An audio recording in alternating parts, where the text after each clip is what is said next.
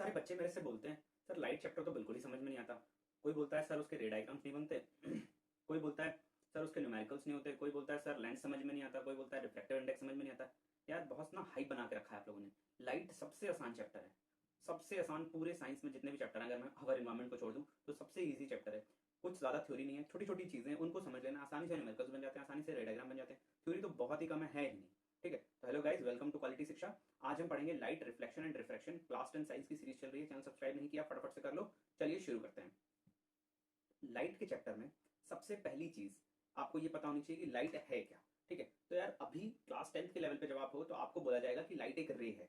ठीक, जब आप क्लास 11th में जाएंगे तो आपको बोला जाएगा कि लाइट एक वेव है। ठीक, उसके बाद आपको बोला जाएगा लाइट एक, क्लास 12th में जाने पे बोला जाएगा लाइट एक पार्टिकल है। और फिर क्लास 12th खत्म होने तक आपसे कहा जाएगा लाइट वेव भी है और पार्टिकल भी है। तो बड़ा एक कंफ्यूजिंग सा केस है लाइट का। पूरा क्लास 12th निकल जाता है बच्चों का, बट उनको समझ में नहीं आता लाइट क्या है। तो अगर यहीं से आप बेस स्ट्रॉन्ग करते हुए चलेंगे, क्योंकि एग्जाम्स भी बहुत पास हैं, तो मैं सिर्फ उस कंटेंट पे फोकस करूंगा जो आपके एग्जाम में आने वाला है, कोई इधर उधर की बातें नहीं। और ये मेरा आपसे प्रॉमिस है कि कंटेंट कंप्लीट मिलेगा। क्लास 10th के बोर्ड एग्जाम में आपको कोई भी टेंशन लेने की जरूरत नहीं होगी कि यार ये चीज छूट गई, वो चीज छूट गई। लेक्चर के कंप्लीट नोट्स आपको नीचे डिस्क्रिप्शन बॉक्स में मिल जाएंगे। फटाफट से सब्सक्राइब कर लो चैनल को। चलो शुरू करते हैं। तो यार सबसे पहले हम ये देखेंगे कि रिफ्लेक्शन क्या होता है। तो रिफ्लेक्शन का मतलब आप सबको पता ही होगा, क्लास 8 से आप पढ़ते आ रहे हो। ठीक है, ये सब बच्चों वाली चीजें कि bouncing back of light in the same medium, जब वो किसी मीडियम से टकराती है, किसी ऑब्जेक्ट से टकराती है, तो अगर वो सेम मीडियम में बाउंस बैक हो जाती है तो उसको हम रिफ्लेक्शन बोल देते हैं। फिर कुछ लॉज ऑफ रिफ्लेक्शन बना दिए गए हैं।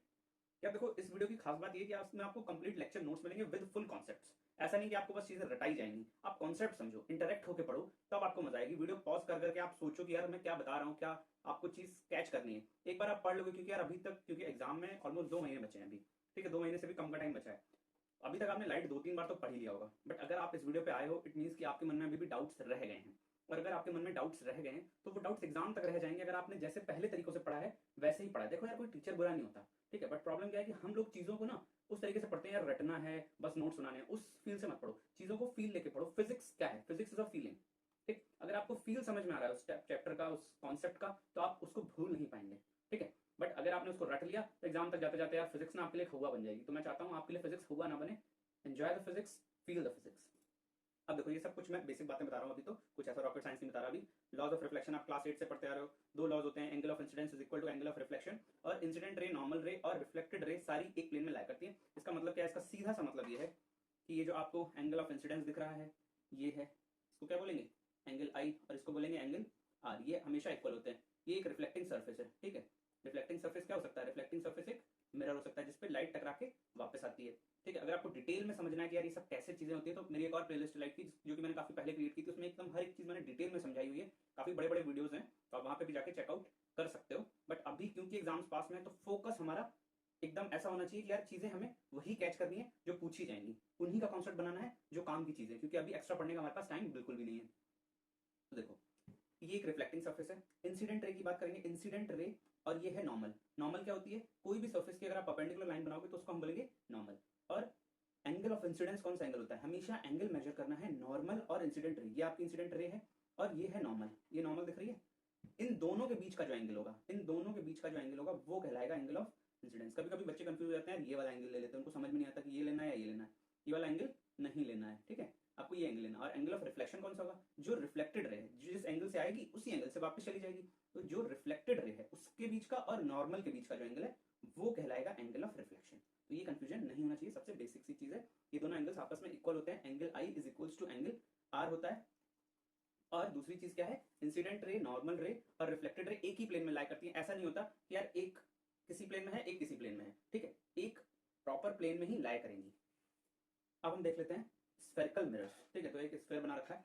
स्फेरिकल मिरर्स वो मिरर्स होते हैं जिनकी रिफ्लेक्टिंग सर्फेस किसी हॉलो स्फेयर से कट किए जाते हैं। ठीक है, ये एक हॉलो स्फेयर दिख रहा है। अगर मैं यार, मेरी ड्राइंग ना थोड़ी सी खराब है, थोड़ी सी नहीं काफी खराब है। अगर मैं इसमें से ये सर्फेस कट कर लेता हूँ, ठीक, अगर मैं इसमें से ये सर्फेस कट कर लेता हूँ तो ये सर्फेस अलग से मुझे मिल जाएगा। और अगर मैं इस सर्फेस की एक साइड पे पॉलिश कर दूं, ठीक है, जिससे कि ये रिफ्लेक्टिंग सर्फेस बन जाए। रिफ्लेक्टिंग सर्फेस कब बनेगा?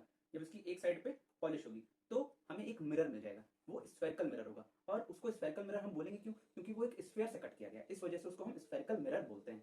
ठीक है, तो देख लेते हैं कितने टाइप के स्फेरिकल मिरर्स होते हैं और उनकी क्या पहचान होती है। तो दो टाइप के स्फेरिकल मिरर्स होते हैं, आपने पढ़ रखे होंगे, कॉनकेव मिरर्स और कॉन्वेक्स मिरर्स।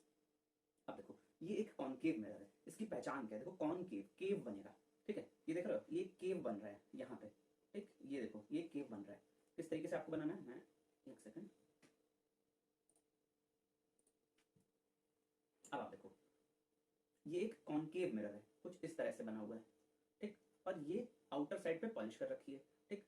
अब कंफ्यूज नहीं होना, आपको केव बनानी है, केव ऐसे बने चाहे ऐसे बनाओ, ऐसा नहीं है कि मिरर सिर्फ इसी तरफ बनाओगे तभी कॉनकेव बनेगा। आपको क्या करना है, जो पॉलिशिंग करनी है वो केव की अपोजिट साइड में करनी है, ठीक। केव क्या है, ये इधर से केव है तो पॉलिशिंग इधर से, ठीक, तब बनेगा हमारा कॉनकेव मिरर। तो चाहे इस लेफ्ट साइड बनाओ चाहे राइट साइड बनाओ, कोई फर्क नहीं पड़ेगा। ये हो गया कॉनकेव मिरर। ये है कॉन्वेक्स मिरर। कॉन्वेक्स मिरर में फर्क कितना है, केव जो है इसमें भी केव है, ठीक है, बट इसमें क्या है कि केव की तरफ से पॉलिश करनी है, तो चाहे ऐसे बनाओ चाहे मिरर ऐसे बनाओ, ठीक, पॉलिशिंग ऐसे होनी चाहिए, तो ये कॉन्वेक्स मिरर कहलाएगा। फर्क क्या है, दोनों कट तो स्क्वायर से ही किए गए हैं, चाहे आप उनको उस साइड से रखो चाहे आप उनको उस साइड से रखो, ठीक। यार ये मिरर है, मान लो मैं आपको एक कंफ्यूजन आपके दूर करने के लिए, ये एक पार्ट है, अभी मैं इसको मिरर नहीं बोल सकता, अभी मैं इसको, अगर बहुत सारे बच्चे इसको देखते बोलेंगे सर ये तो कॉनकेव मिरर, बट नहीं, ये कॉनकेव मिरर नहीं है, कोई सा भी मिरर नहीं है। अगर इस पे हम बाहर की तरफ पॉलिश कर देंगे तो ये कॉनकेव मिरर बन जाएगा, अगर हम अंदर की तरफ पॉलिश कर देंगे तो कॉन्वेक्स मिरर बन जाएगा, ठीक। तो पॉलिशिंग पर डिपेंड करता है कि कौन सा मिरर है। अब अगर आपको एक क्लासिक एग्जांपल मैं आपके घर में दिखाऊं मिरर्स का, तो वो होती है स्पून, ठीक। आपने अपने घर में स्पून, ऑब्वियसली सबके घर में स्पून होगी, ठीक है। तो अगर मैं आपसे बोलूं कि कॉनकेव साइड कौन सी है, तो ये जो इनसाइड जिधर केव बन रहा है बाहर की साइड पीछे की तरफ है, वो है कॉनकेव मिरर की तरह। अगर आप इसमें अपने आप को देखोगे तो इमेज के फॉर्मेशन होंगे, ठीक। और ये कॉन्वेक्स मिरर है जो कि आउटर साइड है, उसको अगर हम अपने सामने रखते हैं तो spoon as a convex mirror treat होती है, ठीक है। तो ये हो गए हमारे दो टाइप के मिरर्स, इनमें कंफ्यूजन आपको नहीं होने चाहिए। अब देख लेते हैं कि कॉनकेव मिरर किस टाइप के मिरर्स कहलाते हैं और कॉन्वेक्स मिरर किस टाइप के कहलाते हैं। तो कॉनकेव मिरर वो मिरर होते हैं जो कि लाइट की रेस को, अभी इस चैप्टर में क्लास 10th के लेवल पे हमें लाइट को एक रे की तरह ट्रीट करना है। तो कॉनकेव मिरर्स वो मिरर्स होते हैं जो कि लाइट को एक पॉइंट पे कन्वर्ज कर देते हैं, ठीक है। देखो रिफ्लेक्शन होगा क्योंकि ये रिफ्लेक्टिंग सरफेस है, मिरर है, ये बेसिक्स हैं, ठीक। जब लाइट की रे आके इस पे टकराएगी, जब लाइट की रे आके मिरर पे टकराएगी तो क्या होगा, रिफ्लेक्ट करेगी, और रिफ्लेक्ट करने के बाद देख रहे हो जितनी भी लाइट की रे आ रही है सब रिफ्लेक्ट करने के बाद एक पॉइंट से होकर जा रही है। तो ये जितनी भी लाइट की रेज आती है उन सबको एक पॉइंट पे फोकस कर देता है, कन्वर्ज कर देता है, ठीक, कन्वर्ज कर देता है, सारी रेज को एक पॉइंट पे मिला देता है, इसलिए इसको हम कन्वर्जिंग मिरर बोलते हैं। और अगर कॉन्वेक्स मिरर की बात करें तो इस पे जितनी भी लाइट रेज गिरती है, कॉन्वेक्स मिरर पे जितनी भी लाइट रेज गिरेंगी उन सबको ये डाइवर्ज करता है इस तरह से, ठीक। तो ये कन्वर्ज नहीं करेगा, ये डाइवर्ज करेगा, तो convex mirror is a diverging mirror, ये चीज आपको पता होनी चाहिए। तो हम देख लेते हैं some important terms related to spherical mirrors, ठीक है। ये सब आपने पढ़ रखा होगा। सबसे पहले हम बात करते हैं प्रिंसिपल एक्सिस की, ठीक है। तो ये सारे हम कॉन्सेप्ट्स देख रहे हैं कॉनकेव मिरर के केस में, ठीक।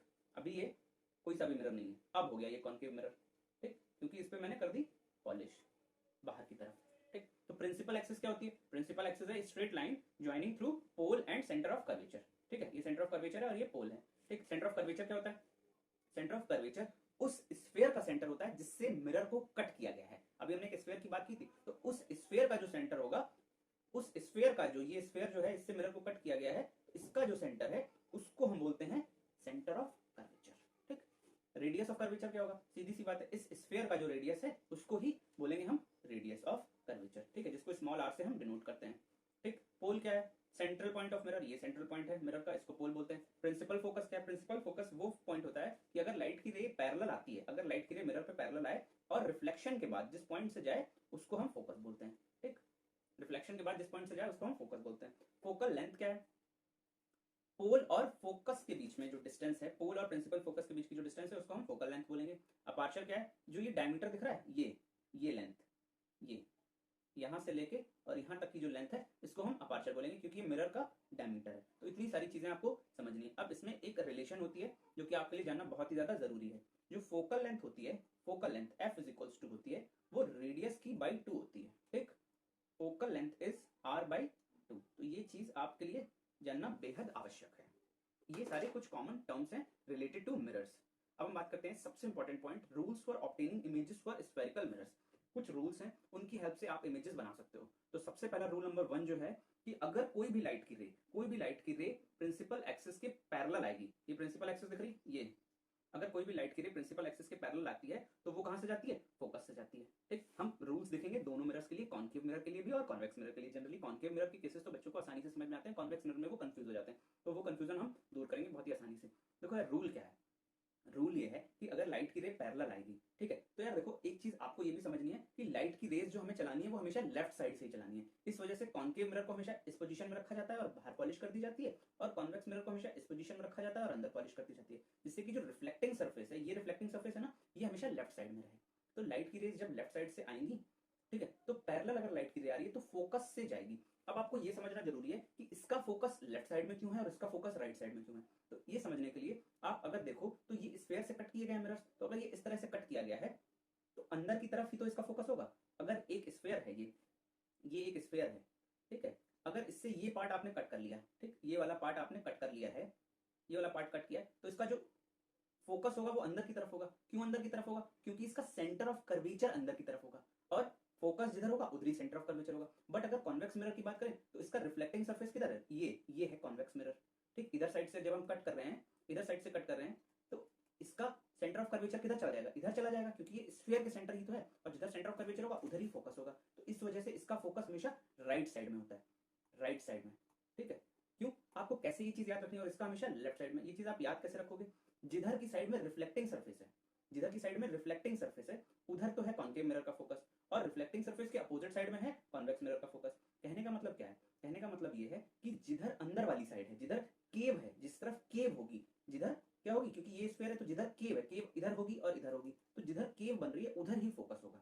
देखो इधर केव है तो इधर फोकस है, और इसमें इधर केव है तो इधर फोकस है। केव पे पॉलिश कर दी गई है कॉन्वेक्स मिरर के केस में, ठीक। इसका फोकस हमेशा राइट साइड में होता है। तो आपको बस याद क्या रखना है कि जो पैरेलल लाइट की रेज आ रही है, पैरेलल लाइट की रेज प्रिंसिपल एक्सिस से पैरेलल, वो हमेशा फोकस से जाती है। और कॉन्केव मिरर में तो आपको समझ में आ गया, सिंपल था कि पैरेलल आई तो फोकस से चली गई। बट कॉन्वेक्स मिरर के केस में अगर पैरेलल आ रही है तो यार फोकस तो इधर उल्टा है, तो आपको क्या करना है, पहले फर्स्ट स्टेप में क्या करना है, उस रे को डाइवर्ज कर देना है। देखो ये स्टेप नंबर 1 है और ये स्टेप नंबर 2 है, ठीक। तो जो लाइट की रे आ रही है पहले उसको डाइवर्ज कर दो, कुछ इस तरीके से। जो लाइट की रे आ रही है उसको पहले डाइवर्ज कर दो, क्योंकि ये डाइवर्जिंग मिरर है, ये एरोज लगाना बहुत जरूरी है। और फिर जिस पॉइंट से डाइवर्ज कर रहे हो उस पॉइंट को पीछे फोकस से जोड़ दो, तो ऐसा लगेगा कि ये फोकस से आ रही है, ठीक है। ऐसा लगेगा कि ये फोकस से डाइवर्ज होके आ रही है। इसी वजह से इसको बोलते हैं कि पैरेलल जाएगी तो फोकस से आएगी, तो ऐसा लगेगा कि ये जो एरो है ये फोकस से होके आ रहा है, ठीक। तो आपको पहले क्या करना है, पहले डाइवर्ज करा दो, फिर पीछे फोकस से ज्वाइन कर दो। अब हम देख लेते हैं, rays passing through focus will become parallel to the principal axis. तो दो चीजें हैं यहाँ पे। पहली चीज मैंने बताई कि अगर पैरेलल आएगी तो फोकस से जाएगी, अब अगर फोकस से आ रही है तो पैरेलल जाएगी, ठीक है। तो कॉन्केव मिरर में तो इजी है, कॉन्केव मिरर में तो बहुत इजी है।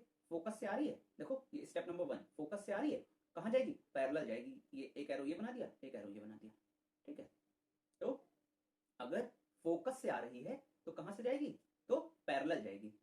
अच्छा, ये तो कॉन्केव मिरर में आपको आसानी से समझ में आ गया। बट कॉन्वेक्स मिरर में क्या होगा, फोकस इधर साइड है, तो अगर फोकस से आ रही है तो ऐसा शो करो कि वो फोकस पे जा रही है, ठीक। क्योंकि इसके इधर साइड तो आप लाइन बना नहीं सकते, क्योंकि इसके इधर साइड तो पॉलिश है, ठीक। तो ऐसा शो करो कि वो फोकस से जा रही है, और फोकस से जाने के बाद क्या हो जाएगी, पैरेलल। तो स्टेप नंबर 1 ये है और स्टेप नंबर 2 ये है। अगर फोकस से जा रही है तो पैरेलल हो जाएगी। ये दो चीजें आपको ध्यान में रखनी है। थर्ड रूल क्या है, अगर लाइट की रे सेंटर ऑफ कर्वेचर से जा रही है, अगर लाइट की रे सेंटर ऑफ कर्वेचर से जा रही है, यहाँ पे गलत बना हुआ है, ये पॉइंट F नहीं होगा, ये पॉइंट होगा C, ये पॉइंट होगा C,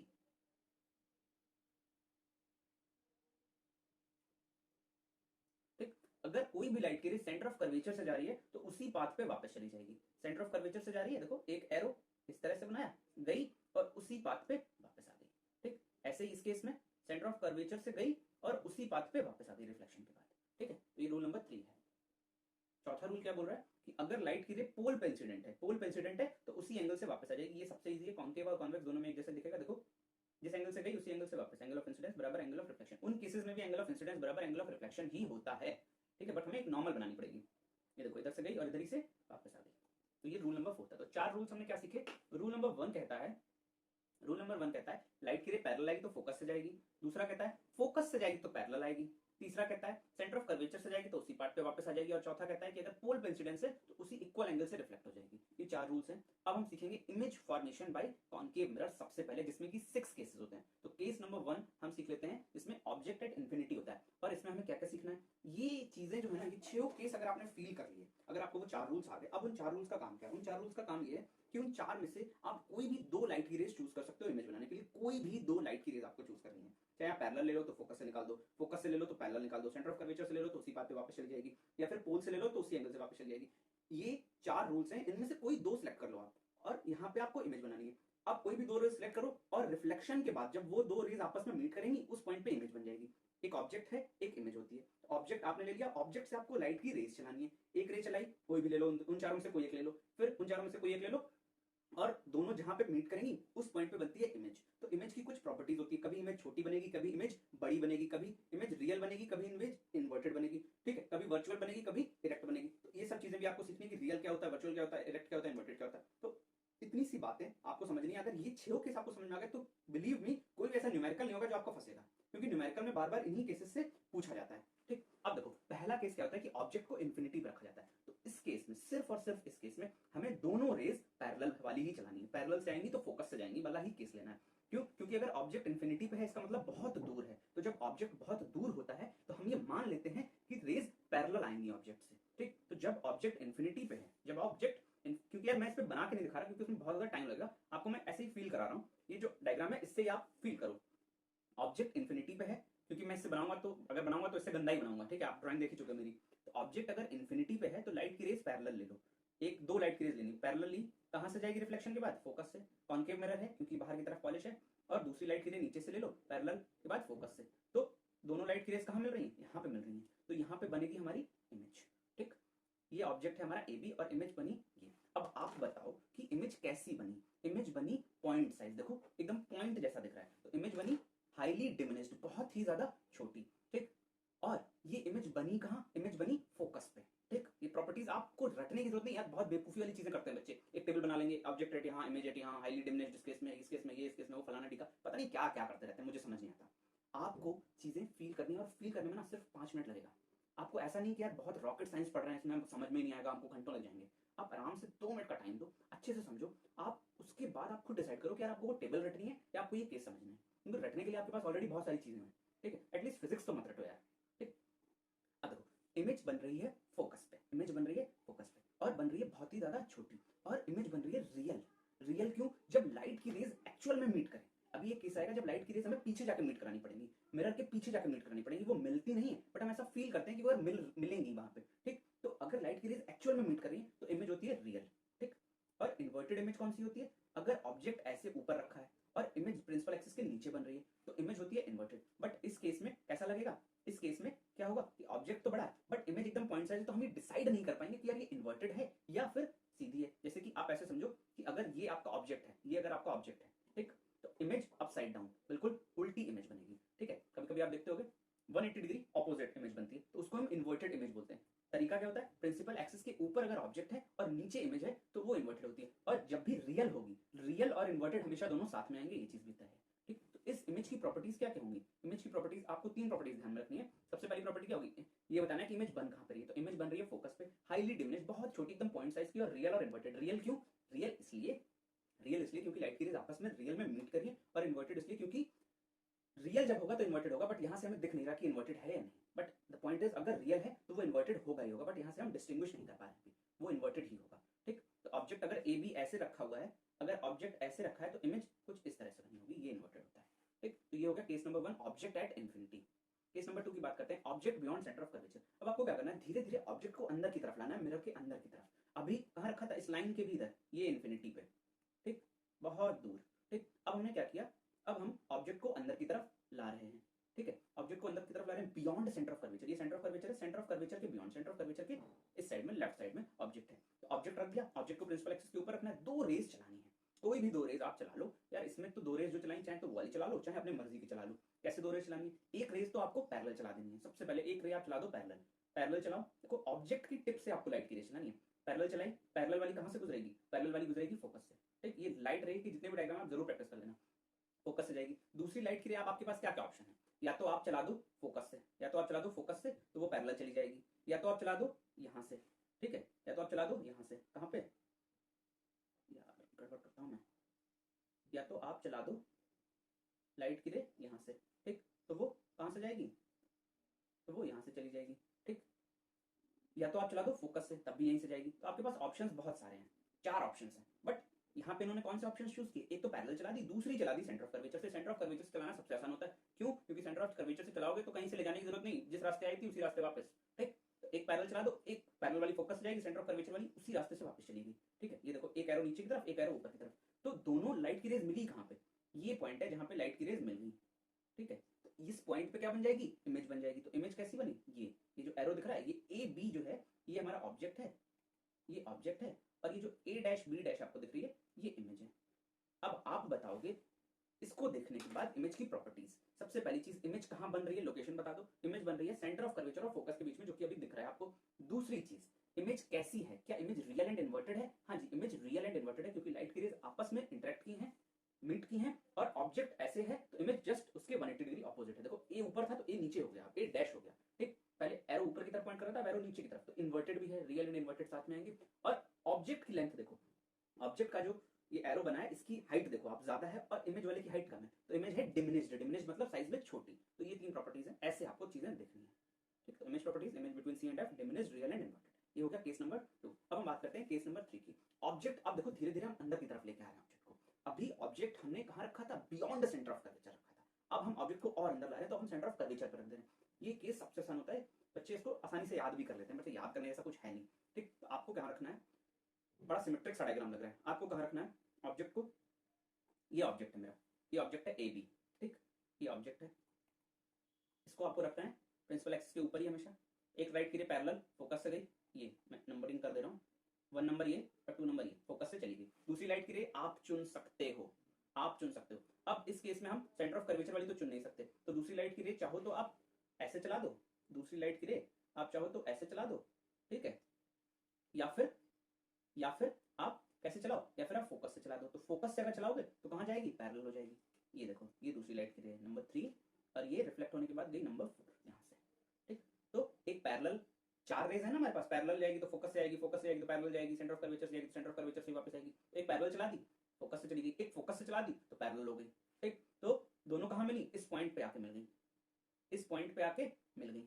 तो इमेज कहाँ बन रही है, देखो object centre of curvature C पे रखा हुआ है, इमेज भी सेंटर ऑफ कर्वेचर सी पर ही रखी हुई है कि नहीं। रियल है, बिल्कुल है, क्योंकि आपस में इंटरेक्ट कर रहे हैं दोनों लाइट की रेज। और क्या इन्वर्टेड भी है, हाँ जी बिल्कुल इन्वर्टेड इमेज है, क्यों, क्योंकि 180 डिग्री अपोजिट है।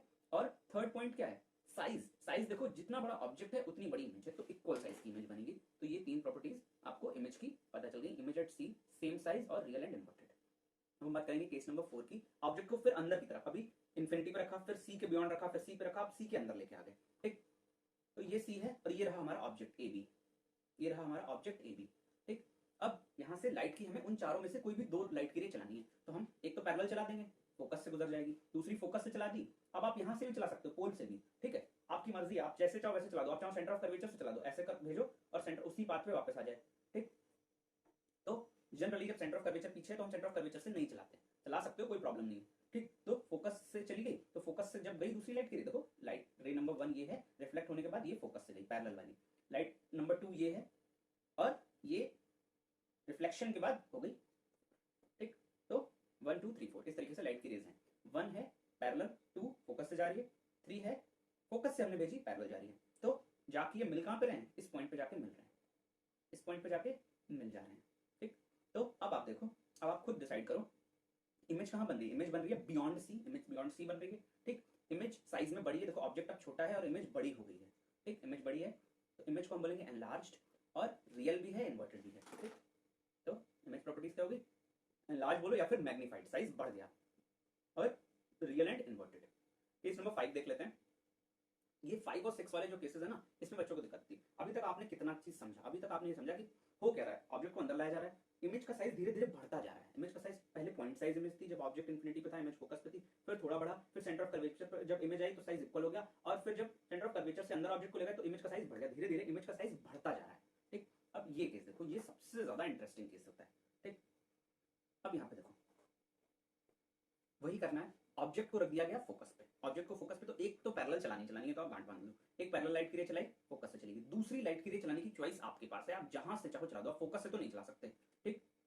अब देखो, चाहे तो आप इसको ऐसे चला दो,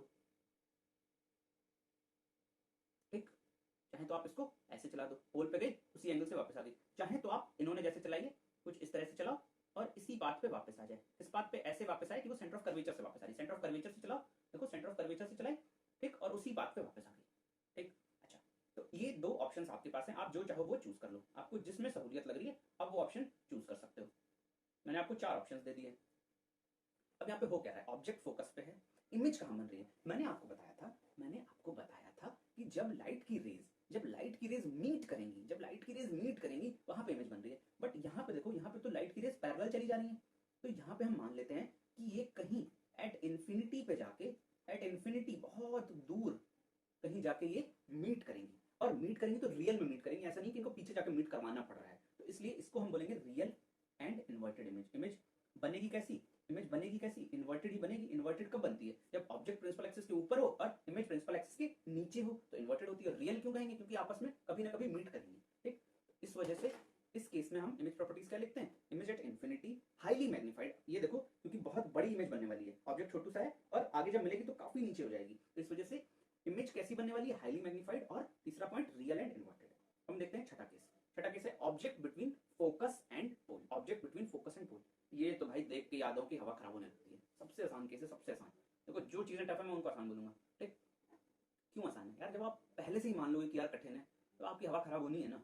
पहले से मान के चलो आसान है, और फिर देखो मजा आएगी, ठीक। अब इस केस को देखो, ऑब्जेक्ट को रख दिया गया, ये पोल महाशय है, ये फोकस महाशय है, इन दोनों के बीच में कहीं पे भी रख दिया गया, ठीक। ऑब्जेक्ट अंदर की तरफ बढ़ रहा है, ऑब्जेक्ट अंदर की तरफ सिंक्रोनाइजेशन बिठाते जाओ, ऑब्जेक्ट अंदर की तरफ आ रहा है, ठीक। आपको रटनी नहीं है चीजें। तो पोल और फोकस के बीच में ऑब्जेक्ट, एक लाइट की रे पैरेलल चला दी, फोकस से गुजर गई, दूसरी लाइट की रे आप सेंटर ऑफ कर्वेचर से चला दो तो उसी पाथ पे वापस आ जाएगी। चाहे तो आप ऐसे चला सकते थे, चाहे तो आप ऐसे चला सकते थे, ऐसे चलाते और इस तरीके से ये चली जाती, ठीक। ये आपकी मर्जी थी। जो भी 4 रेज है उनमें से कोई 2 रेज आपको सिलेक्ट करनी थी, ठीक। तो अब देखो, सेंटर ऑफ कर्वेचर से जा रही। अब भाई क्या कहोगे? ये तो ऐसा लग रहा है कि जानी दुश्मन है, जैसे जैसे आगे बढ़ रहे हैं वैसे वैसे दूर होते जा रहे हैं, तो इनके मिलने का कोई चांस नहीं है। एट इन्फिनिटी पे इनके मिलने का कोई भी चांस नहीं है। तो इस केस में हम क्या करते हैं कि इन लाइट की रेस को पीछे की तरफ प्रोसीड करते हैं, ठीक। पीछे की तरफ प्रोसीड करते हैं और ये देखो पीछे की तरफ जाके ये मिलती है, पीछे की तरफ जाके ये मिल जाती है। तो उस पॉइंट को जहां पे लाइट की रेज मिलती हैं, उस पॉइंट को हम बोल देते हैं इमेज। तो देखो, ऑब्जेक्ट इतनी सा था, इमेज इतनी बड़ी बन गई, ऑब्जेक्ट इतनी सा था, इमेज इतनी बड़ी बन गई। क्या रियल में मीट हुई है? क्या ये रियल लोग हैं? नहीं भाई, फेक लोग हैं, वर्चुअल हैं ये। रियल में मीट वीट नहीं करते, फोन पे बात करते हैं बस। तो वर्चुअल मीटिंग हुई है इनकी। वर्चुअल मीटिंग क्यों? क्योंकि डॉटेड लाइन से पीछे की तरफ मिलाना पड़ा है, ठीक। तो इस केस में इमेज को बोलेंगे वर्चुअल। इरेक्ट कौन सी इमेज होती है? देखो भाई, ऑब्जेक्ट ऐसा, ऑब्जेक्ट कैसा, ऑब्जेक्ट ऐसा, इमेज भी ऐसी, ठीक। मतलब प्रिंसिपल एक्सिस के ऊपर ही ऑब्जेक्ट है, प्रिंसिपल एक्सिस के ऊपर इमेज है, तो बोलेंगे इरेक्ट। अगर इमेज ऐसे नीचे चली जाती है तो हम बोल देते हैं इन्वर्टेड। पर ये भी बात है, जब वर्चुअल होगा तो इरेक्ट होगा ही होगा, ठीक। तो ये कौन सा केस हो गया? वर्चुअल, क्योंकि रियल में मीट नहीं हुई, और इरेक्ट क्यों? क्योंकि इमेज प्रिंसिपल एक्सिस के ऊपर ही है। तो देखो, इमेज की प्रॉपर्टीज क्या होंगी? इमेज बिहाइंड द मिरर बन रही है, कुछ भी नोट करने की जरूरत नहीं है, अभी सिर्फ और सिर्फ समझते जाओ। मैग्नीफाइड बन रही है, हाईली मैग्नीफाइड बन रही है, और वर्चुअल एंड इरेक्ट बन रही है। वर्चुअल एंड इरेक्ट बन रही है। तो ये हो गए हमारे 6 केस समाप्त। अब हम देख लेते हैं कॉनकेव मिरर के यूजेस क्या हैं। पहले एक बार यार थोड़ा फील ले लेते हैं, कॉनकेव मिरर में हमने क्या क्या सीखा। क्या कॉनकेव मिरर मैग्नीफाइड इमेज बना सकता है? हाँ जी, बना सकता है। क्या कॉनकेव मिरर मैग्नीफाइड इमेज बना सकता है? हाँ जी, बना सकता है, ठीक। क्या कॉनकेव मिरर डिमिनिश्ड इमेज बना सकता है? बिल्कुल बना सकता है, ठीक। तो कॉनकेव मिरर ऐसा मिरर है जो कि डिमिनिश्ड और मैग्नीफाइड दोनों इमेज बना सकता है। क्या इक्वल साइज की इमेज बना सकता है? हाँ, वो भी बना सकता है। तो तीनों चीजें वो कर सकता है। तो यूजेस देख लेते हैं कॉनकेव मिरर के। Concave mirror are used as shaving mirrors to see a large image of the face. जब शेविंग करते हैं तो हमें फेस की लार्ज इमेज देखनी होती है अच्छे से क्लीन करने के लिए। तो शेविंग मिरर लार्ज इमेज कौन दिखाएगा? मैग्नीफाइड इमेज कौन दिखाएगा? जो ऐसी इमेज दिखाने की प्रॉपर्टीज रखता होगा। तो कॉनकेव मिरर में आप मैग्नीफाइड इमेज देख सकते हो। कब देख सकते हो? कब देख सकते हो ये भी जरूरी है। आपको मिरर को, आपका फेस क्या है, आपका फेस फील करो, फील करो, आपका फेस क्या है? आपके मिरर के लिए ऑब्जेक्ट है। मिरर में आप अपने फेस को जब देखोगे तो आपको मिरर को फेस के पास रखना होगा।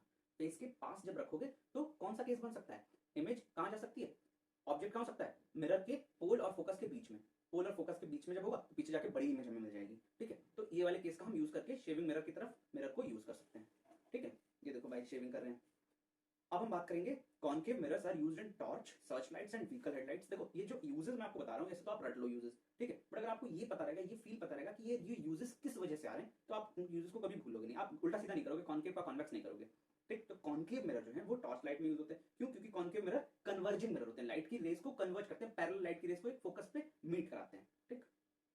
Concave mirror are used by dentist. देखो, जहां पे भी मैग्नीफाइड इमेज देखनी है वहां पे कॉनकेव मिरर का यूज होगा। तो डेंटिस्ट को भी दांतों की बड़ी बड़ी इमेज देखनी होती है ना, ऑपरेशन करना होता है, ठीक है।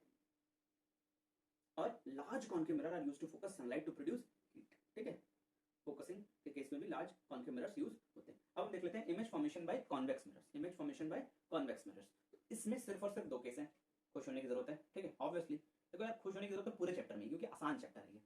दो केसेस हैं। सबसे पहले तो हमें लेना है object at infinity, object at infinity, ठीक। तो इस केस में आपको क्या करना है, इस केस में भी वही सारे रूल्स फॉलो होंगे कि कोई भी लाइट की दो रेस चलानी, बट कॉन्वेक्स मिरर के केसेस थोड़े से अलग थे, ठीक है। पैरेलल आएगी तो फोकस हो जाएगी, ये तो तय है, बट आपको क्या करना है, पैरेलल आए पहले डाइवर्ज करा दो और फिर ऐसा दिखाओ, धोखा करना है, ऐसा दिखाओ कि वो फोकस से होकर आ रही है, ठीक। देखो ऑब्जेक्ट एट इन्फिनिटी है, ऑब्जेक्ट एट इन्फिनिटी है, ऑब्वियस सी बात है।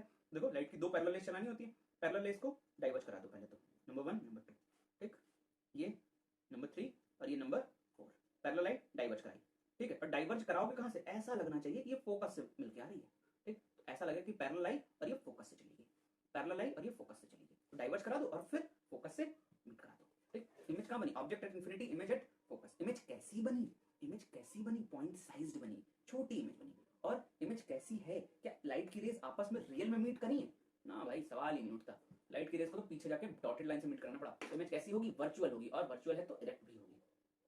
देखो image at focus behind the mirror, क्योंकि इसका फोकस तो पीछे की तरफ होता है, ठीक। हाईली डिमिनिश्ड, एकदम छोटी सी पॉइंट साइज, और virtual and erect. Case number 2 देख लेते हैं, जो कि आखिरी केस है। कॉन्वेक्स मिरर में दो ही केस होते हैं।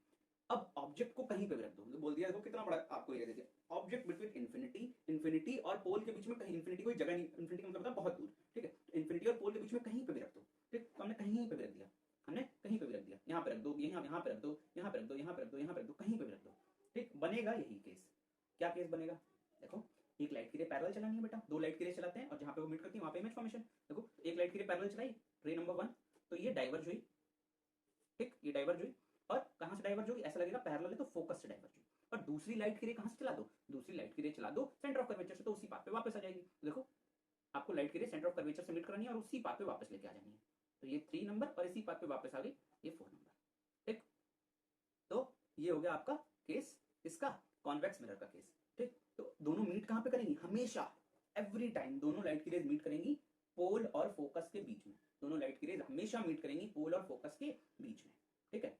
तो इमेज की प्रॉपर्टीज आप खुद बता सकते हैं। पहला नंबर, इमेज बनेगी पोल और फोकस के बीच में। इमेज बनेगी कैसी, वर्चुअल बनेगी। क्यों वर्चुअल बनेगी, देखो भाई रियल में तो मीट हो नहीं, पीछे आके मीट करानी पड़ रही, ठीक। और इरेक्ट है, दिख रहा है, देखो ऑब्जेक्ट ए बी और image A dash B dash, ठीक। थर्ड नंबर की जो बात है वो ये है कि इमेज छोटी बनेगी, इमेज छोटी बनेगी, ठीक।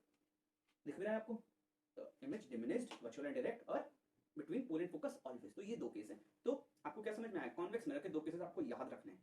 आपको याद कैसे रखने कि पहले केस में इन्फिनिटी पे फोकस में, कॉन्केव में भी ऐसे ही होता था। दूसरा ऑब्जेक्ट कहीं पे भी रख दो, ब्रह्मांड में जाके कहीं पे भी रख दो, the range of convex mirror की रेंज में होना चाहिए, बट इमेज कहाँ पे बनेगी, कहाँ पे बनेगी, बनेगी हमेशा पोल और फोकस के बीच में। और दूसरी चीज जो आपको याद रखनी कि कॉन्वेक्स मिरर कभी भी किसी भी केस में बड़ी इमेज नहीं बनाता। देखो पहले नंबर के केस में देखो 19 इमेज बना रहा था पॉइंट साइज, और दूसरे नंबर के केस में इमेज कैसी बना रहा है, छोटी बना रहा है, ठीक। तो कॉन्वेक्स मिरर हमेशा छोटी इमेज बनाता है, बट कॉन्केव मिरर छोटी, बड़ी और बराबर तीनों साइज की बनाता है, ठीक। तो ये थी आपके लिए learnings, uses of convex mirror. जैसा काम वैसी उन्हीं टाइप की चीजों में यूज भी होगा, ठीक है। As rear view mirrors in vehicle to see the traffic. अब व्हीकल में हम बड़ी बड़ी इमेजेस तो देखते नहीं गाड़ी की, ठीक है। देखो ऐसे मिरर लगे होते हैं कार में, बाइक में, तो हमें छोटी छोटी इमेज देखनी होती है, ठीक है। छोटी छोटी इमेज इसलिए देखनी होती है जिससे ज्यादा इमेजेस देख सकें पीछे की गाड़ियों की, ठीक। तो रियर व्यू मिरर जो पीछे दिखता है उसमें गाड़ियों की हम इमेज देख सकते हैं, क्यों, क्योंकि ये स्मॉल इमेज दिखाता है। और दूसरा big convex mirror are used as shop security mirrors, देखो ऐसे, ठीक है। इसमें भी छोटी छोटी इमेज हर चीज की वो दिखा देता है। अब हम देख लेते हैं sign convention for reflection by spherical mirrors. ये न्यूमेरिकल में काम आने वाला है, न्यूमेरिकल पे मैं अलग वीडियो बनाने वाला हूँ। आप साइन कन्वेंशन यहाँ पे सीख लो।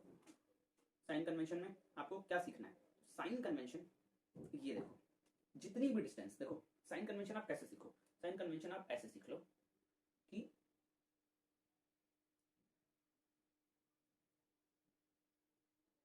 ये एक्स एक्सिस और ये वाई एक्सिस, ठीक। ये होता है ओरिजिन, ये होता है ओरिजिन, इस सबको बोल जाओ, ये होता है ओरिजिन। ओरिजिन की लेफ्ट वाली चीजें क्या होती है, इधर क्या होता है, इधर होता है -1, ठीक। इधर होता है +1, इधर होता है +1, और इधर नीचे होता है -1। इतना तो आपको पता ही है, ठीक। ये सब तो बच्चों की चीजें हैं, ये तो आपको बताने की जरूरत है नहीं। तो ओरिजिन के इधर साइड में सारी चीजें कैसी होती हैं, नेगेटिव। इधर सारी चीजें कैसी होती हैं, पॉजिटिव। नीचे कैसी होती हैं, नेगेटिव। और ऊपर कैसी होती हैं, पॉजिटिव। वही चीज आपको मिरर में याद रखनी, बस इतनी सी कहानी है। इन्होंने इतनी सारी कथा लिख दी, उसका कोई मतलब नहीं है, ठीक। ये मैंने एनसीईआरटी से उठाया है, क्योंकि बच्चों को यही समझ में आता है। कहने का मतलब क्या है कि जो भी चीजें ऊपर की तरफ होंगी आपको मेजर कहां से करनी, all distances are measured from the pole, pole से मेजर करना है। इधर कोई चीज यहाँ रखी, मान लो कोई चीज यहाँ ये है, ये बी पॉइंट है, ठीक। तो ये डिस्टेंस कैसी होगी, अगर मान लो ये 5 है, ठीक, ये 4 है, ये 3 है, ये 2 है, ये 1 है, ठीक। तो ये पी क्योंकि ये लेफ्ट साइड में तो ये -5 हो जाएगी। कोई चीज ऊपर की तरफ है तो उसको प्लस में लेंगे, कोई चीज नीचे की तरफ है तो नेगेटिव में लेंगे, कोई चीज राइट साइड में, अगर यहाँ पे कोई चीज है, मान लो यहाँ पे इमेज बन रही है, ठीक, और ये पॉइंट है 4, तो इमेज डिस्टेंस हो जाएगा 4 यूनिट्स, ठीक। तो लेफ्ट की चीजें जो जो आप एक्स वाई कोऑर्डिनेट सिस्टम पढ़ते हो, लेफ्ट की चीजें नेगेटिव, राइट की चीजें पॉजिटिव, अप साइड की चीजें पॉजिटिव और डाउन साइड की चीजें नेगेटिव, वही चीज यहाँ पे भी है, ठीक। अब देखो ऑब्जेक्ट को हमेशा आपको रखना है लेकिन लेफ्ट साइड में, ठीक है, ऑब्जेक्ट को हमेशा रखना है लेफ्ट साइड में। तो अब आप बताओ, चाहे कोई सा भी मिरर हो, चाहे कॉन्केव मिरर हो, चाहे कॉन्वेक्स मिरर हो, बच्चों को बहुत कंफ्यूजन होता है, ऑब्जेक्ट डिस्टेंस क्या होगा, इमेज डिस्टेंस क्या होगा, फोकल लेंथ क्या होगी, ये क्या होगा, फलाना क्या होगा। तो ऑब्जेक्ट डिस्टेंस हमेशा कैसा रहने वाला है, क्योंकि ऑब्जेक्ट तो हमेशा लेफ्ट साइड में ही होगा, ऑब्जेक्ट तो हमेशा इसी एरिया में होगा, ठीक। ऑब्जेक्ट डिस्टेंस हमेशा कैसी रहने वाली है, नेगेटिव रहने वाली है, ठीक। अब हम देख लेते हैं दोनों मिरर्स के लिए। आप बताओ ये कौन सा मिरर है, एक बार सोचो, क्योंकि केव जो है उसकी अपोजिट साइड में पॉलिश है ना, कॉनकेव, ठीक है। तो ये हो गया कॉनकेव मिरर। कॉनकेव मिरर के केस में आप देखो ऑब्जेक्ट डिस्टेंस तो दोनों ही केस में नेगेटिव होने वाली है। ऑब्जेक्ट डिस्टेंस क्या होने वाली है, नेगेटिव होने। फोकल लेंथ, इसका फोकस कहाँ पे होता है, इनका फोकस कहाँ पे होता है, इनका फोकस होता है यहाँ पे, ठीक। तो अगर पोल से आप ये दूरी मेजर करोगे, मान लो ये पोल है, ठीक, तो अगर आप ये दूरी मेजर करोगे तो ये कैसी आने वाली है, ये आने वाली है नेगेटिव, ठीक, ये आने वाली है नेगेटिव। तो focal length of concave mirror is always negative. और इमेज डिस्टेंस कैसे होगा, डिपेंड करेगा भाई कौन सा केस है। तीन ही चीजें हमें पता करनी होती है, ऑब्जेक्ट डिस्टेंस, फोकल लेंथ और इमेज डिस्टेंस। तो भाई इमेज तो डिपेंड करेगा, अगर 6 वाला केस होगा जिसमें कि इमेज इधर साइड बनती है राइट साइड में, ठीक है, 6 केस में इमेज राइट साइड में बनती है, तो इमेज का डिस्टेंस पॉजिटिव होगा, बाकी पांचों केसेस में इमेज का डिस्टेंस नेगेटिव होगा। तो डिपेंड करेगा कौन सा केस है। बट अगर हम कॉन्वेक्स मिरर की बात करेंगे, अगर हम कॉन्वेक्स मिरर की बात करेंगे तो आप बताओ ऑब्जेक्ट डिस्टेंस कैसा होने वाला है, ऑब्जेक्ट डिस्टेंस ऑलवेज नेगेटिव, क्योंकि ऑब्जेक्ट को हमेशा लेफ्ट साइड पे पुट करना है, object distance always negative. Focal length कैसी होने वाली, फोकस इसका होता है, फोकस होता है इसका राइट साइड में, तो फोकल लेंथ ऑलवेज पॉजिटिव होने वाली, फोकल लेंथ ऑलवेज पॉजिटिव होने वाली। और इमेज का डिस्टेंस, इमेज हमेशा कहां बनती है, इमेज हमेशा बनती है दो ही केस में कॉन्वेक्स मिरर में, या तो फोकस पे लूप से बन जाएगी या तो फोकस और पोल के बीच में बनती है। तो इमेज डिस्टेंस हमेशा कैसा होता है कॉन्वेक्स मिरर का, पॉजिटिव। इतनी सी कहानी है, आपको याद क्या रखना है, इसमें इतनी सारी चीजें आपको याद नहीं रखनी। आपको पहली चीज क्या याद रखनी है, object distance always negative, always negative. अभी आप आगे लेंस में पढ़ोगे तब भी ऑलवेज नेगेटिव, ठीक। दूसरी चीज आपको क्या याद रखनी है, दूसरी चीज आपको याद रखनी है फोकल लेंथ, बस याद रखो। इमेज डिस्टेंस तो वैसे भी जनरली क्वेश्चन में पूछ ही लिया जाता है। कॉन्वेक्स मिरर का आपको पता है कि राइट साइड में हमेशा इमेज बनेगी, तो image distance always will be positive in the case of convex mirror, और in case of concave mirror image distance will always be क्या, नहीं भाई ऑलवेज ऑलवेज कुछ नहीं, डिपेंड करेगा। अगर छठा वाला केस है तो इमेज डिस्टेंस पॉजिटिव, बाकी केसेस में इमेज डिस्टेंस नेगेटिव। और फोकल लेंथ पे बस आपको फोकस रखना है, concave mirror focal length negative, convex mirror focal length positive, बस दैट्स इट। इतना अगर आप याद कर लोगे तो आपको न्यूमेरिकल में बहुत ही आसानी होने वाली है। हम देख लेते हैं मिरर फॉर्मूला, बच्चों वाली चीज है। मिरर फॉर्मूले का काम क्या है कि ऑब्जेक्ट डिस्टेंस पता है, फोकल लेंथ पता है, तो आपको अगर ये बताना है विदाउट मेकिंग द रे डायग्राम कि भाई इमेज कहां बन रही है, कितनी दूर पे बन रही है, तो आप इस्तेमाल करोगे मिरर फॉर्मूले का। एक रिलेशन देता है ऑब्जेक्ट डिस्टेंस, इमेज डिस्टेंस और फोकल लेंथ के बीच में, ठीक। तो यहाँ पे जो भी वैल्यूज पुट करनी है वो विद साइन पुट करनी है, always put values with sign. Sign means object distance negative है तो आपको u की वैल्यू नेगेटिव में लिखनी है, f की वैल्यू नेगेटिव है तो कॉनकेव में नेगेटिव, कॉन्वेक्स में पॉजिटिव, तभी आपको जो रिजल्ट मिलेंगे वो आपको बता देंगे कि इमेज कहां पे बन रही है। मैग्निफिकेशन की बात अब हम कर लेते हैं। मैग्निफिकेशन का मतलब क्या होता है, मैग्निफिकेशन का मतलब ये होता है कि मान लो एक केस बनाता हूं मैं, मान लो ये कोई मिरर है, ठीक, ये कॉन्वेक्स मिरर है। मान लो अभी मैं कुछ भी डिसाइड नहीं कर रहा, मान लो यहाँ पे रखा है ऑब्जेक्ट, ठीक, यहाँ पे रखा है ऑब्जेक्ट और इमेज बन रही है, इमेज बन रही है यहाँ पे, ठीक, इमेज बन रही है यहाँ पे, ठीक है। तो इमेज कैसी बन रही है, क्या ऑब्जेक्ट से बड़ी बन रही है? अगर इमेज ऑब्जेक्ट से बड़ी बन रही है, अगर इमेज ऑब्जेक्ट का साइज है 1 सेंटीमीटर और इमेज का साइज है 5 सेंटीमीटर, तो मैग्निफिकेशन क्या होगा 5, ठीक। Image size divided by object size हमेशा क्या होगा, मैग्निफिकेशन होगा। मैग्निफिकेशन ये बताएगा कि ऑब्जेक्ट, देखो मैग्नीफाइड, जूम, ये सब तो बेसिक चीजें आपको पता है, ठीक है। मैग्नीफाइंग ग्लास आप पढ़ते हो तो कितना बड़ा है, एक्सटेंड क्या है उसका, कितना साइज बड़ा है, ये बताता है मैग्निफिकेशन। मैग्निफिकेशन का फॉर्मूला क्या होता है, height of image by height of object. दूसरा फॉर्मूला क्या होता है, m इज इक्वल्स टू, अगर आपको पूछ देगा इसके फॉर्म में, अगर आपको इमेज डिस्टेंस और ऑब्जेक्ट डिस्टेंस के फॉर्म में पूछ दे तो दूसरा फॉर्मूला है m is equals to minus dy। ये दोनों फॉर्मूले आपको याद करने हैं, इन दोनों फॉर्मूले के रिलेशन की हेल्प से बहुत सारे न्यूमेरिकल्स बनते हैं, ठीक। अब एक इंटरेस्टिंग सी चीज देख लो, ठीक है, जिससे आपके न्यूमेरिकल और आसान हो जाए। इफ मैग्निफिकेशन इज नेगेटिव, अगर मैग्निफिकेशन की वैल्यू नेगेटिव आ रही है, ठीक, मान के चलो कि m की वैल्यू आ रही है, m की वैल्यू आ रही है -5, इस चीज का मतलब क्या है, एक m की वैल्यू है 5 और एक m की वैल्यू है -5, तो दोनों का मतलब समझ लेते हैं। देखो अगर m की वैल्यू है, मैं यहाँ पे बनाता हूँ ये मिरर, ठीक है, ये ऑब्जेक्ट, ये इमेज, ठीक। तो यहाँ पे तो दिख रहा है कि ऑब्जेक्ट कैसा है, ऑब्जेक्ट कैसा है, बड़ा है, नहीं, इमेज बड़ी है, ऑब्जेक्ट छोटा है, तो m की वैल्यू 5 होगी, ठीक। ये 5 सेंटीमीटर का है, ये 1 सेंटीमीटर का है, तो height of the image 5, height of the object 1, तो m की वैल्यू कितनी आ गई, m की वैल्यू आ गई 5। बट -5 कब आएगी, -5 तब आएगी जब जब जब ऑब्जेक्ट ऐसे है और इमेज ऐसे है, इमेज नीचे की तरफ है, ठीक है ना। तो मानो ऑब्जेक्ट की हाइट 1 सेंटीमीटर है और इमेज की हाइट 5 सेंटीमीटर है, तो m की वैल्यू आप क्या लोगे, m की वैल्यू लोगे हाइट ऑफ इमेज, तो height of image with sign लेनी पड़ती है, -5 ले लोगे अपॉन हाइट ऑफ ऑब्जेक्ट कितना 1, m की वैल्यू कितनी आ गई -5। कहने का मतलब क्या है कि अगर मैग्निफिकेशन की वैल्यू नेगेटिव आ रही है, इसका मतलब क्या है कि इमेज कैसी होने वाली है, real and inverted, real and inverted. ये बात आपको क्लिक करनी चाहिए। ऑब्जेक्ट ऊपर है, ऑब्जेक्ट अगर इस तरीके से है तो इमेज ऑपोजिट 180 डिग्री ऑपोजिट होने वाली है, ठीक है, इमेज ऑपोजिट होने वाली है। अगर ऑब्जेक्ट प्रिंसिपल एक्सिस के ऊपर है तो इमेज प्रिंसिपल एक्सिस के नीचे होने वाली है। मैग्निफिकेशन नेगेटिव होने का यही अर्थ है, और अगर ऐसा है तो इमेज रियल एंड इन्वर्टेड होती है। दूसरा ट्रिकी पार्ट क्या है कि अगर मैग्निफिकेशन की वैल्यू पॉजिटिव आ रही है, अगर मैग्निफिकेशन की वैल्यू पॉजिटिव आ रही है तो इमेज कैसी होने वाली है, इमेज होने वाली है वर्चुअल एंड इरेक्ट। इस पे बहुत सारे क्वेश्चंस पूछे गए हैं बोर्ड एग्जाम में। क्यों? क्योंकि अगर मैग्निफिकेशन की वैल्यू 5 है, अगर मैग्निफिकेशन की वैल्यू पॉजिटिव 5 है तो देखो ऑब्जेक्ट इधर और इमेज भी इधर, तो मैग्निफिकेशन कैसा है, पॉजिटिव। देखो वर्चुअल एंड डायरेक्ट, क्यों? क्योंकि ऑब्जेक्ट भी ऊपर इमेज भी ऊपर, तो इस केस में वर्चुअल एंड डायरेक्ट हो जाता है। आई होप आपको इस सेशन बहुत ही ज्यादा इंटरेस्टिंग लगा होगा। अब हम रिफ्रैक्शन कवर कर लेते हैं। तो रिफ्रैक्शन टॉपिक का नाम सुनते ही बच्चों के हाथ पैर फूलने लगते हैं। n21 क्या है, n12 क्या है, n1/n2 क्या है, v1/v2 क्या है, बहुत सारे फॉर्मूले रट लेते हैं बच्चे, ठीक है। तो बहुत ही सिंप्लीफाइड मैनर में हम देखते हैं कि रिफ्रैक्शन है क्या। कंप्लीट एनसीईआरटी नोट्स आपको नीचे डिस्क्रिप्शन में मिल जाएंगे, पार्ट 1 का लिंक भी आपको डिस्क्रिप्शन बॉक्स में मिल जाएगा। अब हम देख लेते हैं कि रिफ्रैक्शन का मतलब क्या है। तो रिफ्रैक्शन का सीधा सा मतलब है कि change in direction of light when it passes from one medium to other medium. Bending of light को रिफ्रैक्शन बोलते हैं, ठीक है। जब लाइट एक मीडियम से, अगर पहला मीडियम जो कि मान लो है एयर और दूसरा मीडियम है ग्लास, अगर लाइट एक मीडियम से दूसरे मीडियम में जाएगी तो उसका डायरेक्शन चेंज हो जाएगा, लाइट के पाथ में बेंडिंग होगी, क्योंकि हम इस चैप्टर में लाइट को एज अ रे कंसीडर कर रहे हैं, ठीक है। तो इस बेंडिंग के फिनोमेना को ही हम रिफ्रैक्शन बोलते हैं, और बेंडिंग कितनी हो रही है, किस एक्सटेंट तक बेंडिंग हो रही है, उसको मेजर करने के लिए हम रिफ्रैक्टिव इंडेक्स का यूज करते हैं, ठीक है। तो टाइप्स ऑफ मीडियम देख लेते हैं अब हम, ठीक है। दो टाइप के मीडियम होते हैं।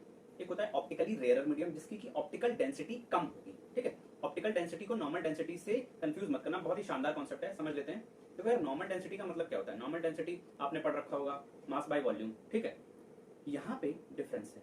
ऑप्टिकल डेंसिटी का मतलब ये है कि density in terms of light, ठीक है, लाइट कितनी आसानी से ट्रेवल कर रही है किसी मीडियम में, इसको हम ऑप्टिकल डेंसिटी से रिप्रेजेंट करते हैं। तो दो टाइप के मीडियम है, एक है ऑप्टिकली रेयर मीडियम और दूसरा है ऑप्टिकली डेंसर मीडियम। तो ऑप्टिकली रेयर मीडियम को आप ऐसे समझो, डेफिनेशन लिखिए उस पर मत जाओ। ऑप्टिकली रेयर मीडियम का मतलब वो है ऐसा मीडियम जिसमें लाइट आसानी से ट्रेवल कर सके। रेयर है, रेयर मतलब आप ऐसे समझो कि आप एक हाईवे पे चल रहे हो, ठीक, और दूसरा केस कंसिडर करो कि आप एक नॉर्मल गली में चल रहे हो या अपने शहर की सड़क पे चल रहे हो, ठीक है। तो डेंसिटी कहाँ पे ज्यादा है? डेंसिटी ज्यादा है सड़क पे। हाईवे पे गाड़ियां कम मिलेंगी आपको, बट सड़क पे अगर आप नॉर्मल अपने शहर की सड़क या फिर गांव की सड़क पे देखोगे तो यार थोड़ा बिजी एरिया में जहाँ पे मार्केट वगैरह ज्यादा है तो वहाँ पे ट्रैफिक बहुत स्लो होता है। तो अपने आप को लाइट समझो, तो आप उस हाईवे पे तेज स्पीड में जा पाओगे या फिर उस सड़क पे तेज स्पीड में जा पाओगे जहाँ पे बहुत ज्यादा ट्रैफिक है? आप हाईवे पे तेज जा पाओगे, क्योंकि वहां पे डेंसिटी कम है, वो रेयर है, ट्रैफिक की डेंसिटी कम है, ठीक। तो लाइट के लिए ऑप्टिकली रेयर मीडियम कौन सा होगा? जहां पे लाइट तेजी से जा सके, जहां पे लाइट बेंड ना हो, जहां पे लाइट इजीली ट्रैवल कर सके, तो वो होगा ऑप्टिकली रेयर मीडियम। और ऑप्टिकली डेंसर मीडियम वो होगा जहां पे लाइट को चलने में प्रॉब्लम हो, ठीक है, तो वहां पे लाइट की स्पीड कम होगी, ठीक। तो डेफिनेशन क्या लिखिए? A medium in which speed of light is more compare to other medium. अब ये ऑप्टिकली रेयर मीडियम और ऑप्टिकली डेंसर मीडियम हमेशा किसी से कंपेयर करके ही लिखा जाएगा। क्यों? क्योंकि यार आप किसी भी मीडियम को, इस चीज को आप समझो, रिलेटिविटी का कॉन्सेप्ट आप समझो कि आप किसी भी चीज को ऑप्टिकली रेयर नहीं बोल सकते। अगर आप बोल रहे हो कि यार ग्लास ऑप्टिकली रेयर है, तो मैं कह दूंगा किसके कंपैरिजन में? वाटर के कंपैरिजन में तो ग्लास ऑप्टिकली रेयर नहीं है, ठीक है। डायमंड के कंपैरिजन में ग्लास ऑप्टिकली रेयर है। बट अगर मैं कह रहा हूं कि ग्लास ऑप्टिकली डेंसर है, ठीक, तो किसके कंपैरिजन में? वाटर के कंपैरिजन में डेंसर है, ठीक। वाटर में अगर लाइट ट्रेवल कर रही है तो आसानी से ट्रेवल कर जाएगी, बट अगर ग्लास में ट्रेवल कर रही है तो वो ट्रेवल नहीं कर पाएगी। तो ऑप्टिकल रेयर मीडियम और ऑप्टिकली डेंसर मीडियम हमेशा किसी दूसरे मीडियम के कंपैरिजन में हम बोलेंगे, ठीक। तो ऑप्टिकल रेयर मीडियम कौन सा है? ऐसा मीडियम जिसमें लाइट आसानी से ट्रेवल कर जाए, तेजी से ट्रेवल कर जाए, वो मीडियम होगा ऑप्टिकली रेयर मीडियम, जहां पे लाइट को बीच में रेजिस्टेंस ना मिले, जहां पे लाइट को बीच में कुछ ऐसा ना मिले जो उसको रोके। आप ट्रैफिक वाला केस समझो, आप ऑप्टिकली रेयर मीडियम कौन सा होगा? हाईवे ऑप्टिकली रेयर मीडियम होगा, जहां पे आप तेजी से अपनी गाड़ी ले जा सकते हो, यहाँ पे ट्रैफिक नहीं है। ऑप्टिकली डेंसर मीडियम कौन सा होगा? जहां पे डेंसिटी ज्यादा, जहां पे ट्रैफिक ज्यादा। तो लाइट के लिए ऑप्टिकली डेंसर कौन सा होगा? यहाँ पे लाइट की स्पीड स्लो हो जाए, ठीक। अगर एग्जाम्पल की बात करूं तो कंपेरिजन कर लो। अगर कंपेयर करता हूं मैं, अगर मैं कंपेयर करता हूं एयर को और ग्लास को, ठीक, और वाटर को, तीन मीडियम मैंने ले लिए, ठीक। तो अगर मैं बोलता हूं एयर और वाटर का कंपैरिजन करते हैं, कौन ऑप्टिकली रेयर है, कौन ऑप्टिकली डेंसर है, तो एयर में तो देखो मॉलिक्यूल्स कम होते हैं, ठीक, एयर में मॉलिक्यूल्स कम होते हैं तो लाइट आसानी से ट्रेवल कर जाएगी in comparison to water. Water में मॉलिक्यूल्स क्लोजली पैक्ड होते हैं ना, ये सब आपने छोटी क्लास में पढ़ा होगा। ये सॉलिड्स में बहुत टाइटली पैक्ड होते हैं, लिक्विड में कम पैक्ड होते हैं, और एयर में बहुत कम पैकिंग होती है मॉलिक्यूल्स की। तो जब लाइट ट्रेवल करेगी एयर में तो उसको कम मॉलिक्यूल्स मिलेंगे, उसको रोकने वाला कोई नहीं होगा, वो तेजी से ट्रेवल कर सकती है। वाटर में देखो अगर एयर के कंपैरिजन में तो लाइट की स्पीड थोड़ी कम हो जाएगी, ठीक है, क्योंकि वाटर में मॉलिक्यूल ज्यादा है। तो ऑप्टिकली रेयरर मीडियम कौन सा हुआ, एयर और वाटर को अगर हम कंपेयर कर रहे हैं तो ये हुआ रेयरर मीडियम और ये हुआ डेंसर मीडियम, अगर हम एयर और वाटर का कंपैरिजन कर रहे हैं। अब अगर हम वाटर और ग्लास का कंपैरिजन करें, अगर हम वाटर और ग्लास तो सॉलिड है, यहाँ पे डेंसिटी और ज्यादा है। डेंसिटी किसकी देखनी है, मॉलिक्यूल्स की डेंसिटी देखनी है, और ये देखना है कि लाइट को चलने में प्रॉब्लम हो रही है या फिर वो स्पीड में ट्रेवल कर जा रही है। तो वाटर और ग्लास में अगर हम देखें तो अगर लाइट को वाटर में ट्रेवल करना है और ग्लास में ट्रेवल करना है तो वाटर में आसानी से ट्रेवल करेगी क्योंकि यहाँ पे डेंसिटी कम है। तो वाटर हो जाएगा ऑप्टिकली रेयर मीडियम और ग्लास हो जाएगा ऑप्टिकली डेंसर मीडियम। तो ये छोटा सा कॉन्सेप्ट है ऑप्टिकल डेंसर मीडियम और optically rare medium. Rare medium जिसमें लाइट तेजी से ट्रेवल करेगी, मॉलिक्यूल्स कम होंगे। डेंसर मीडियम जिसमें लाइट स्लोली ट्रेवल करेगी, मॉलिक्यूल्स ज्यादा होंगे। अब हम देख लेते हैं rules for refraction of light. जब लाइट रेयर मीडियम से डेंसर मीडियम जाती है तब क्या होता है, और जब डेंसर मीडियम से रेयर मीडियम जाती है तब क्या होता है। ठीक, तो इसको हम प्रॉपरली देखेंगे कैसे, इमेजेस की हेल्प से। ठीक है, मान लो ये कोई एक ग्लास स्लैब है, ठीक, यहाँ पे कोई ग्लास स्लैब है। अब देखो इसके ऊपर हमें सबसे पहले क्या बनाना है, एक नॉर्मल बनाना है, उसके बाद एक लाइट की रे इंसिडेंट कराई। ठीक, एक लाइट रे इंसिडेंट कराई, एरो बनाना जरूरी है। इस लाइट की रे की कुछ बेंडिंग हुई। ठीक, क्यों बेंडिंग हुई, बेंडिंग क्यों हुई उसका रीजन अभी हमें देखना है। बेंडिंग इसलिए हुई क्योंकि रिफ्रैक्शन हुआ। रिफ्रैक्शन क्यों हुआ अभी देखते हैं। जाना इसको चाहिए था ऐसे, ये डॉटेड लाइन दिख रही है आपको, इस पाथ में लाइट को ट्रेवल करना चाहिए था, बट लाइट ट्रेवल करी कैसे, लाइट ट्रेवल करी बेंड होके। ठीक, अच्छा, ये है जहां पे लाइट इंसिडेंट हुई है, ये जो पोर्शन है ये है रेयर मीडियम, ठीक, जो कि है एयर अभी, और डेंसर मीडियम है ग्लास। मींस लाइट एयर से ग्लास में आई है, ठीक, एयर से ग्लास में ट्रेवल करी है। तो एयर कौन सा हो गया, रेयर मीडियम, और ग्लास हो गया डेंसर मीडियम। तो लाइट गई है rare medium to denser medium. ठीक, अब देखो क्या होगा, एंगल ऑफ इंसिडेंस कौन सा होगा बच्चे, एंगल ऑफ इंसिडेंस होगा ये वाला, नॉर्मल और इंसिडेंट रे के बीच का एंगल, एंगल ऑफ इंसिडेंस, और ये होगा रिफ्रैक्टेड एंगल। ठीक है, ये होगा रिफ्रैक्टेड एंगल, ये होगा रिफ्रैक्टेड एंगल। लाइट को जाना चाहिए था इस रास्ते बट वो मुड़ गई।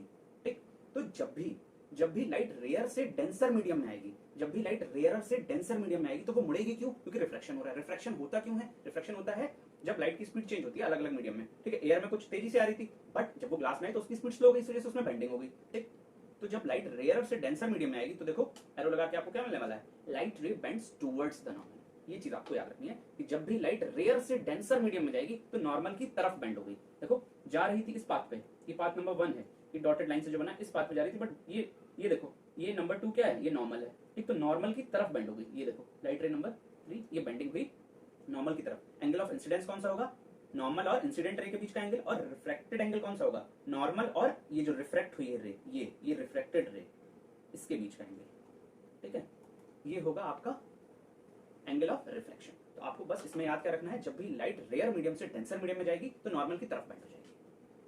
तो हम देखते हैं सेकंड केस, जब लाइट डेंसर मीडियम से रेयर मीडियम में जा रही है। जब लाइट डेंसर मीडियम से रेयर मीडियम में जा रही है, नॉर्मल बना लेते हैं। ठीक, अब देखो लाइट डेंसर मीडियम से जा रही है तो ग्लास से, मानो ग्लास से बाहर निकल रही है। ठीक, तो बेंडिंग हुई लाइट में, जाना कैसे चाहिए था, उसको इस रास्ते से जाना चाहिए था बट बेंड हो गई। ये डेंसर मीडियम है और बाहर एयर है। अब पहले एयर से, एयर मतलब ऐसे नॉर्मल एनवायरनमेंट से ग्लास में एंटर करी थी, पहले रेयर टू डेंसर था, अब ग्लास से बाहर निकल रही है तो डेंसर टू रेयर है। ठीक, और एक नॉर्मल हमें बनाना जरूरी है। तो अब क्या होगा देख लेते हैं। ये हमारी इंसिडेंट रे है, ये हमारा एंगल ऑफ इंसिडेंस है। एंगल ऑफ रिफ्रैक्शन क्या होगा बेटा, नॉर्मल और रिफ्रैक्टेड रे के बीच का एंगल। ये रिफ्रैक्टेड रे है, ये रिफ्रैक्टेड रे है। ठीक, तो नॉर्मल और रिफ्रैक्टेड रे के बीच का एंगल ये हो गया। ठीक, तो ये हो गया एंगल ऑफ रिफ्रैक्शन। अच्छा, तो जब भी लाइट डेंसर मीडियम से रेयर मीडियम में जाएगी तो लाइट नॉर्मल से अवे बेंड होगी। देखो ये नॉर्मल है, ये नॉर्मल है, इसको जाना इस रास्ते से चाहिए था। ये नंबर 1 है इंसिडेंट रे, नंबर 2 है इस रास्ते से इसको जाना चाहिए था बट जा रही है थर्ड वाले रास्ते से। देखो नॉर्मल से दूर हो गई। ठीक है, नॉर्मल से दूर आप कैसे शो करोगे, अगर ये नॉर्मल है ये इंसिडेंट रे है, ठीक, तो इसको जाना चाहिए था इस रास्ते बट ये कुछ ऐसे चाहिए। ठीक, तब ये बोलेंगे हम नॉर्मल से दूर हो गई। तो दो चीजें आपने सीखी, rare to denser, rare to denser. R D Sharma पढ़ते हो आप, ठीक, तो R D rare to denser. देखो ट्रिक बता रहा हूँ, रेयर टू डेंसर तो टुवर्ड्स, आर डी के टुवर्ड्स जाना है आपको, आर डी शर्मा के टुवर्ड्स आपको जाना है अगर मैथ में अच्छे मार्क्स चाहिए। ठीक है, तो बस ये चीज याद रख लो, दूसरी तो अपने आप उसके अपोजिट हो जाएगी। ठीक, डी टू आर क्या हो जाएगा अभी। ठीक, तो आरडी शर्मा के पास जाना है आपको, अगर मैथ्स में अच्छे मार्क्स चाहिए तो आरडी के टुवर्ड्स, आरडी शर्मा के टुवर्ड्स, तो नॉर्मल के टुवर्ड्स, जब रेयर टू डेंसर तो R to D towards the normal, ये चीज याद कर लो। दूसरा आर टू डी, पहला आर टू डी है तो दूसरा डी टू आर हो जाएगा, पहला टुवर्ड्स तो दूसरा अपने आप आगे हो जाएगा। बस एक चीज आपको याद रखनी कि आरडी शर्मा के पास जाना है आपको, ठीक। आरडी के टुवर्ड्स तो नॉर्मल के टुवर्ड्स, जब रेयर टू डेंसर, ठीक है। अब देखो लॉज ऑफ रिफ्रैक्शन देख लेते हैं अब हम।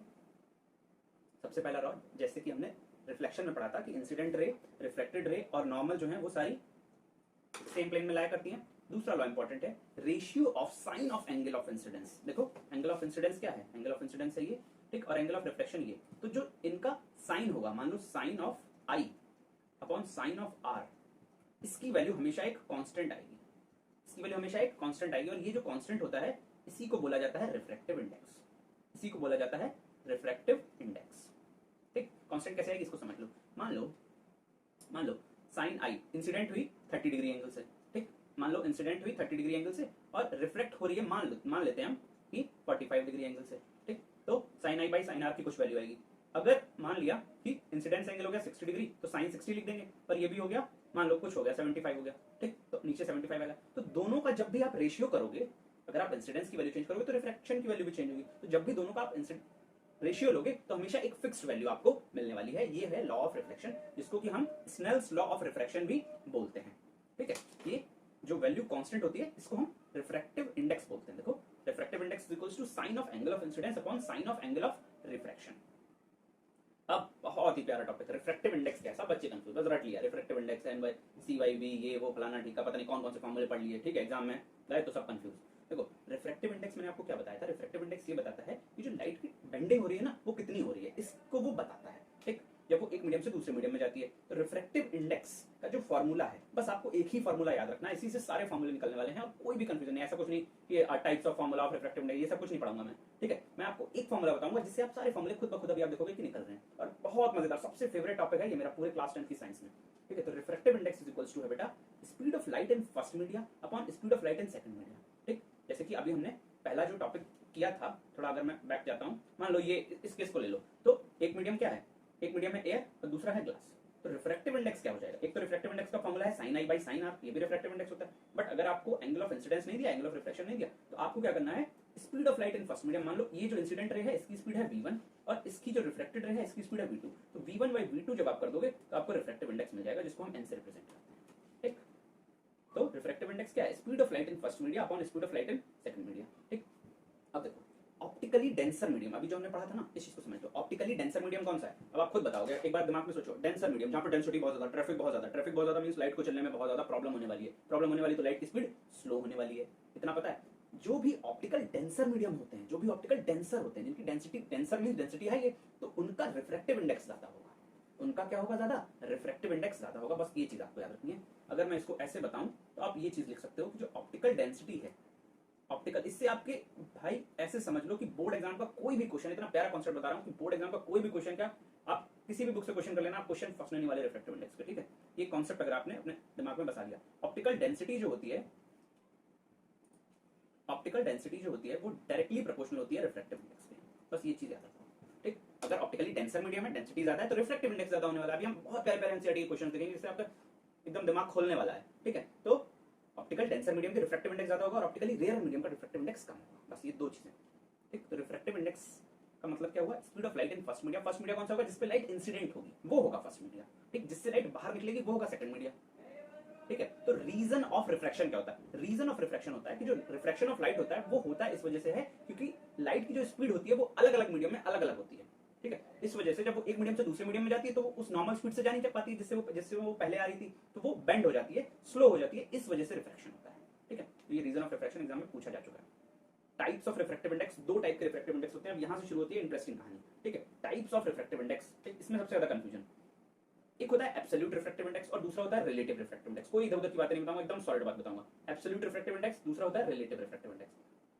एब्सोल्यूट रिफ्रैक्टिव इंडेक्स का मतलब होता है कि जब पहला मीडियम एयर या वैक्यूम, वैक्यूम मींस जहां पे कोई मॉलिक्यूल्स प्रेजेंट नहीं होते, यहां से अगर पहला मीडियम एयर है या वैक्यूम है तो जो रिफ्रैक्टिव इंडेक्स की वैल्यू आएगी उसको बोलते हैं एब्सोल्यूट रिफ्रैक्टिव इंडेक्स, या फिर नॉर्मली आप उसको सिर्फ रिफ्रैक्टिव इंडेक्स भी बोल सकते हो। रिफ्रैक्टिव इंडेक्स का मतलब एब्सोल्यूट रिफ्रैक्टिव इंडेक्स, ठीक। अगर कोई नॉर्मली बोल रहा है कि यार रिफ्रैक्टिव इंडेक्स बताओ ग्लास का, इसका मतलब वो एब्सोल्यूट रिफ्रैक्टिव इंडेक्स पूछ रहा है, ठीक।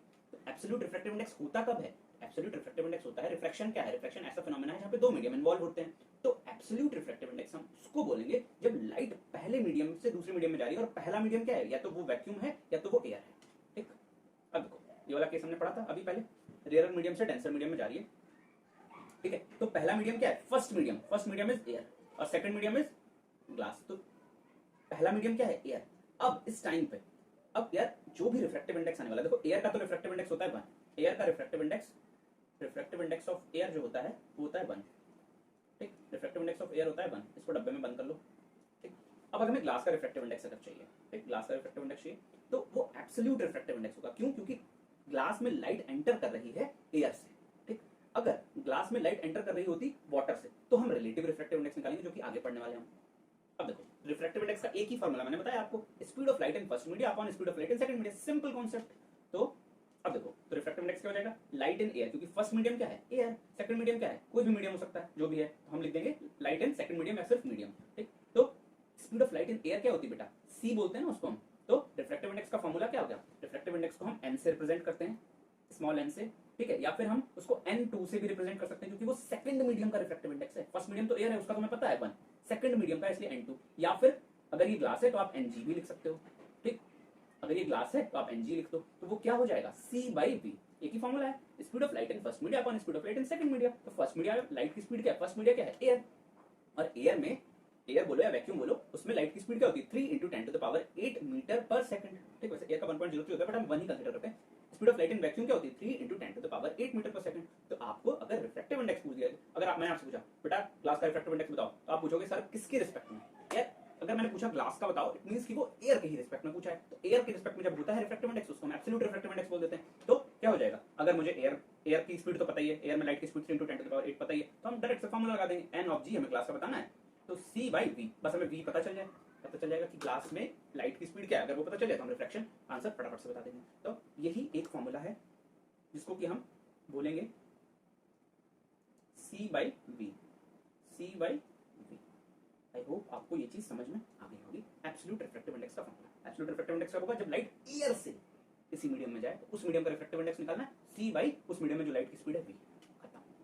अब आता है रिलेटिव रिफ्रैक्टिव इंडेक्स। ठीक है, कितना मजेदार टॉपिक है। When light is going from one medium to other medium, then the value of refractive index is called relative refractive index। और ब्रैकेट में कुछ लिखा है, रिलेटिव रिफ्रैक्टिव इंडेक्स तब होगा जब लाइट किसी एक मीडियम से दूसरे मीडियम में जा रही है, बट वो जो पहला मीडियम है ना, वो एयर या वैक्यूम नहीं हो सकता, वो कुछ और हो, बट एयर या वैक्यूम ना हो, कोई और मीडियम हो, तब हम रिफ्रैक्टिव इंडेक्स को बोलेंगे relative refractive index. I hope this is gonna help you. ठीक है, हमें पता है क्या, speed of light in first media by speed of light in second media, ये होता है रिफ्रैक्टिव इंडेक्स का फॉर्मूला। ठीक, ये होता है रिफ्रैक्टिव इंडेक्स का फॉर्मूला, ये आपको अभी तक समझ में आ गया होगा। अब यहाँ पे कुछ टर्म समझ लो, n21 का मतलब होता है रिफ्रैक्टिव इंडेक्स। देखो n के बाद जो लिखा है ना, हमेशा उसका रिफ्रैक्टिव इंडेक्स निकलता है।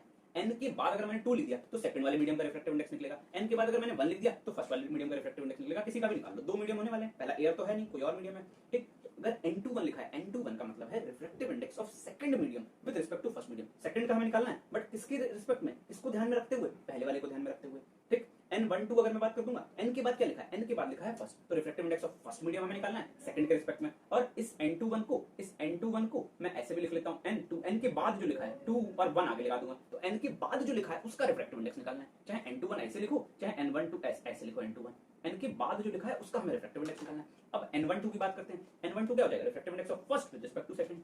और n2 क्या है, n2 तो अभी हम पढ़ के ही आए हैं, n2 तो अभी हम पढ़ के ही आए हैं, रिफ्रैक्टिव इंडेक्स कौन सा वाला, एब्सोल्यूट वाला, n1 कौन सा वाला, एब्सोल्यूट वाला।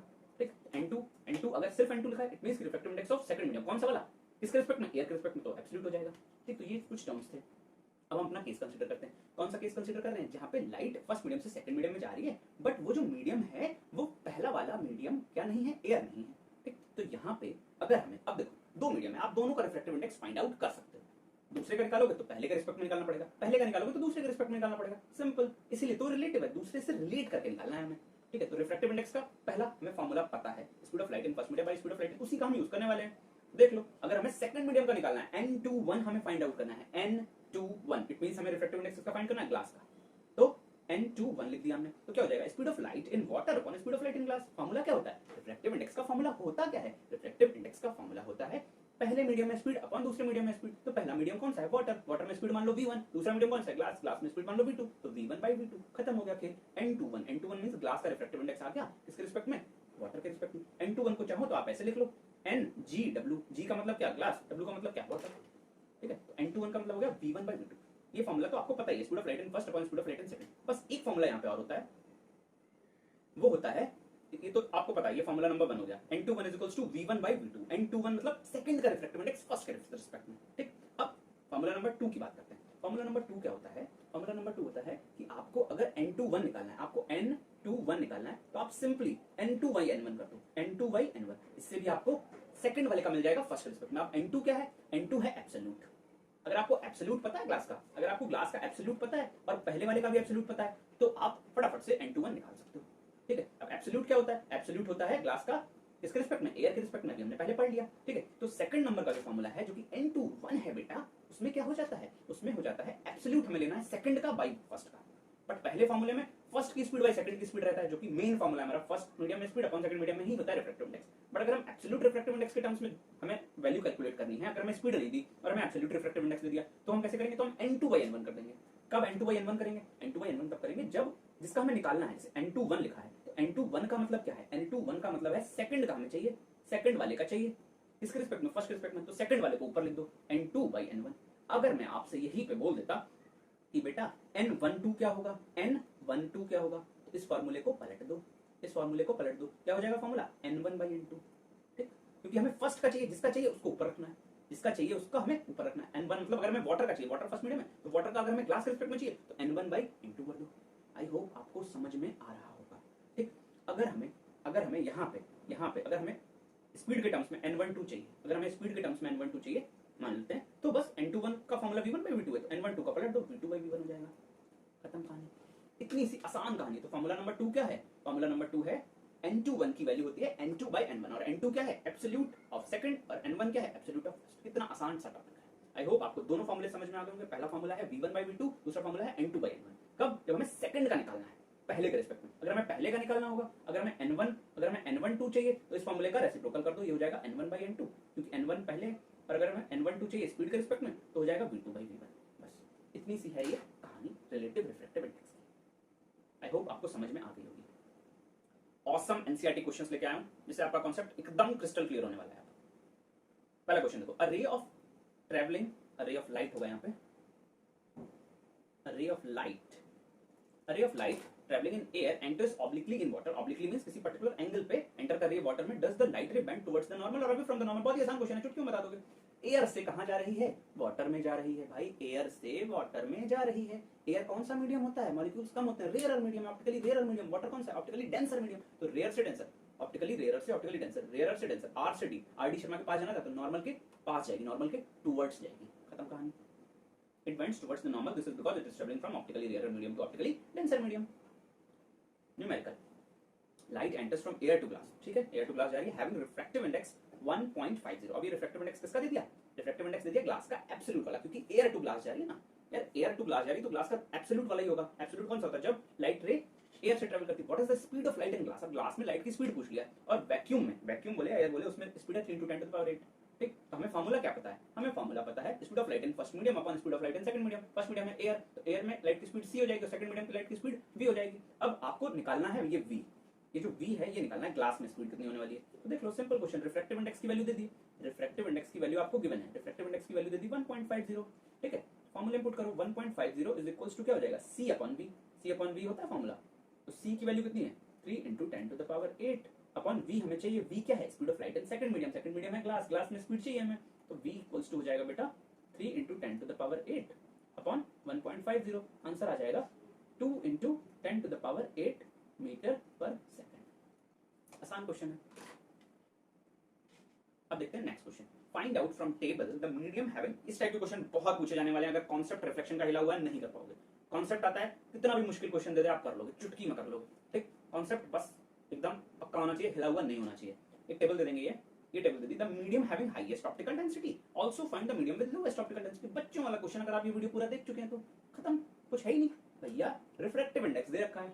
अब रिफ्रैक्टिव इंडेक्स जिसका ज्यादा होता है, अभी हमने आपको बताया था कि ऑप्टिकल डेंसिटी जो होती है, ऑप्टिकल डेंसिटी जो होती है वो डायरेक्टली प्रोपोर्शनल होती है रिफ्रैक्टिव इंडेक्स के। तो जिसका रिफ्रैक्टिव इंडेक्स ज्यादा होगा उसकी ऑप्टिकल डेंसिटी ज्यादा होगी, जिसका रिफ्रैक्टिव इंडेक्स सबसे कम होगा उसकी ऑप्टिकल डेंसिटी सबसे कम होने वाली है। खेल खत्म हो गया, कुछ बचा ही नहीं क्वेश्चन में। आंसर क्या होने वाला है? आंसर क्या होने वाला है? पहले तो आप ये चीज समझ लो कि हाई रिफ्रैक्टिव इंडेक्स मतलब हाई ऑप्टिकल डेंसिटी। ठीक, ये चीज तो मैं आपको बता रहा था, ये चीज आप अपने कॉपी में एक डब्बा बना के लिख लो कि हाई रिफ्रैक्टिव इंडेक्स का मतलब होता है ऑप्टिकल डेंसिटी हाई है, और जब ऑप्टिकल डेंसिटी हाई है, ट्रैफिक हाई है, तो स्पीड तो स्लो होनी होनी है। ठीक है, ट्रैफिक वाला एग्जांपल दिमाग में रखो। लो रिफ्रैक्टिव इंडेक्स है तो लो ऑप्टिकल डेंसिटी होनी है और स्पीड ऑफ लाइट हाई होनी है। तो आंसर क्या हो जाएगा? हाईएस्ट ऑप्टिकल डेंसिटी किसकी होने वाली है? डायमंड की। डायमंड की क्योंकि डायमंड का रिफ्रैक्टिव इंडेक्स सबसे ज्यादा है, और लोएस्ट ऑप्टिकल डेंसिटी किसकी होने वाली है? एयर की, क्योंकि एयर का रिफ्रैक्टिव इंडेक्स सबसे कम है। That's it, simple question. यही क्वेश्चन फिर से है। You are given kerosene, turpentine and water. Kerosene आपको ढूंढना है इस टेबल में, ये रहा केरोसिन 1.44 रिफ्रैक्टिव इंडेक्स, टर्पेंटाइन ये रहा टर्पेंटाइन, और वाटर ये रहा, कहाँ रहा वाटर, ये रहा 1.33। ठीक, ये तीन है। पूछ रहा है in which of these does the light travel fastest. सब एनसीईआरटी के क्वेश्चन है, बच्चों के समझ में नहीं आते हैं, बस ये कॉन्सेप्ट आपको आना चाहिए। Simple question, in which of these does the light travel fastest. इनमें से लाइट सबसे फास्ट किसमें ट्रैवल करेगी? Use the information given in the table. तो यार लाइट सबसे फास्ट किसमें ट्रैवल करती है? सबसे फास्ट ट्रैवल करती है ऑप्टिकली रेयर मीडियम में। ऑप्टिकली रेयर मीडियम होगा, भीड़ भाड़ बिल्कुल नहीं होगी, लाइट ट्रैवल कर जाएगी फास्टेस्ट। तो ऑप्टिकली रेयर मीडियम होने की निशानी क्या है? ऑप्टिकली रेयर मीडियम होने की निशानी है कि उसका रिफ्रैक्टिव इंडेक्स सबसे कम होना चाहिए, उसका रिफ्रैक्टिव इंडेक्स सबसे कम होना चाहिए। अब आप समझ लो, अब आप समझ लो, तो रिफ्रैक्टिव इंडेक्स सबसे कम किसका है? वाटर का। तो वाटर में लाइट सबसे फास्ट ट्रैवल करेगी। Answer is water. I think there are two more questions. What is the meaning of the line that refractive index of water is equal to 1.33? इस line का मतलब क्या है? इस लाइन का मतलब क्या है? चुटकियों में बता दोगे कि इस लाइन का मतलब है कि रेशियो जो है refractive index of water is equal to, यहाँ पे कोई भी रिलेटिव इसके रिस्पेक्ट में, फलाने के रिस्पेक्ट में कुछ नहीं बताया। इसका मतलब किसके रिस्पेक्ट में है मेरे भाई? इसका मतलब है एयर के रिस्पेक्ट में। ठीक है, इस लाइन का मतलब क्या होगा कि रिफ्रैक्टिव इंडेक्स ऑफ वाटर जो है वो 1.33 है। रिफ्रैक्टिव इंडेक्स ऑफ वाटर जो है NW जो है वो 1.33 है। तो इस लाइन का मतलब क्या होगा? क्या ये यही बताएगी कि C/V इज इक्वल्स टू 1.33? ठीक, इसका मतलब कि the ratio of speed of light in air to speed of light in water is equal to 1.33। यही बात तो बताएगी। और दूसरी बात क्या बताएगी? ये तो बात आसान है, ये तो आप फॉर्मूले देख के बता दोगे कि ratio of speed of light in air upon speed of light in water is 1.33। ये तो आप बता दोगे। दूसरी बात, अगर आपसे दूसरे घुमा के पूछ लिया, इसका मतलब क्या ये भी है कि the light travels 1.33 times faster in air than water. थोड़ा सोच के देखो कि रिफ्रैक्टिव इंडेक्स 1.33 है, एयर का 1 होता है। ठीक, रिफ्रैक्टिव इंडेक्स ज्यादा है किसका? वाटर का। वाटर का रिफ्रैक्टिव इंडेक्स ज्यादा है, समझ लो बात को, वाटर का रिफ्रैक्टिव इंडेक्स ज्यादा है मेरे प्यारे बच्चों। इसका मतलब वाटर की ऑप्टिकल डेंसिटी भी ज्यादा है एयर से। ऑप्टिकल डेंसिटी ज्यादा है तो लाइट की स्पीड क्या होने वाली है? स्लो। खत्म कहानी। इसका मतलब कि 1.33 टाइम्स फास्टर है लाइट एयर में देन वाटर।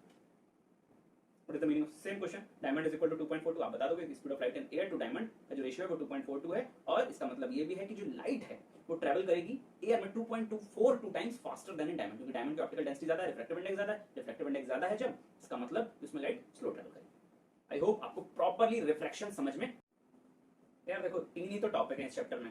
पहला है रिफ्लेक्शन, जिसमें कि हम स्फेरिकल मिरर्स के बारे में पढ़ते हैं। दूसरा है रिफ्रैक्शन, जिसमें कि हम रिफ्रैक्टिव इंडेक्स को अच्छे से समझते हैं। और तीसरा जो कि इसी पे बेस्ड है वो है स्फेरिकल लेंसेज, जो कि प्रॉपर्ली रिफ्रैक्शन पे ही बेस्ड है। ठीक है, तो अब हम तीसरा टॉपिक देखेंगे जिसका नाम है स्फेरिकल लेंसेज।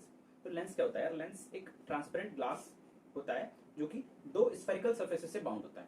ठीक है, अब लेंस बनता कैसे? वही जैसे मिरर बनता है, किसी स्फेरिकल सर्फेस का पोर्शन होता है जिसको कि ज्वाइन किया जाता है। ठीक है, दो सर्फेस चाहिए। मिरर में हमें एक ही सर्फेस चाहिए था, यहाँ पे हमें दो सर्फेस चाहिए।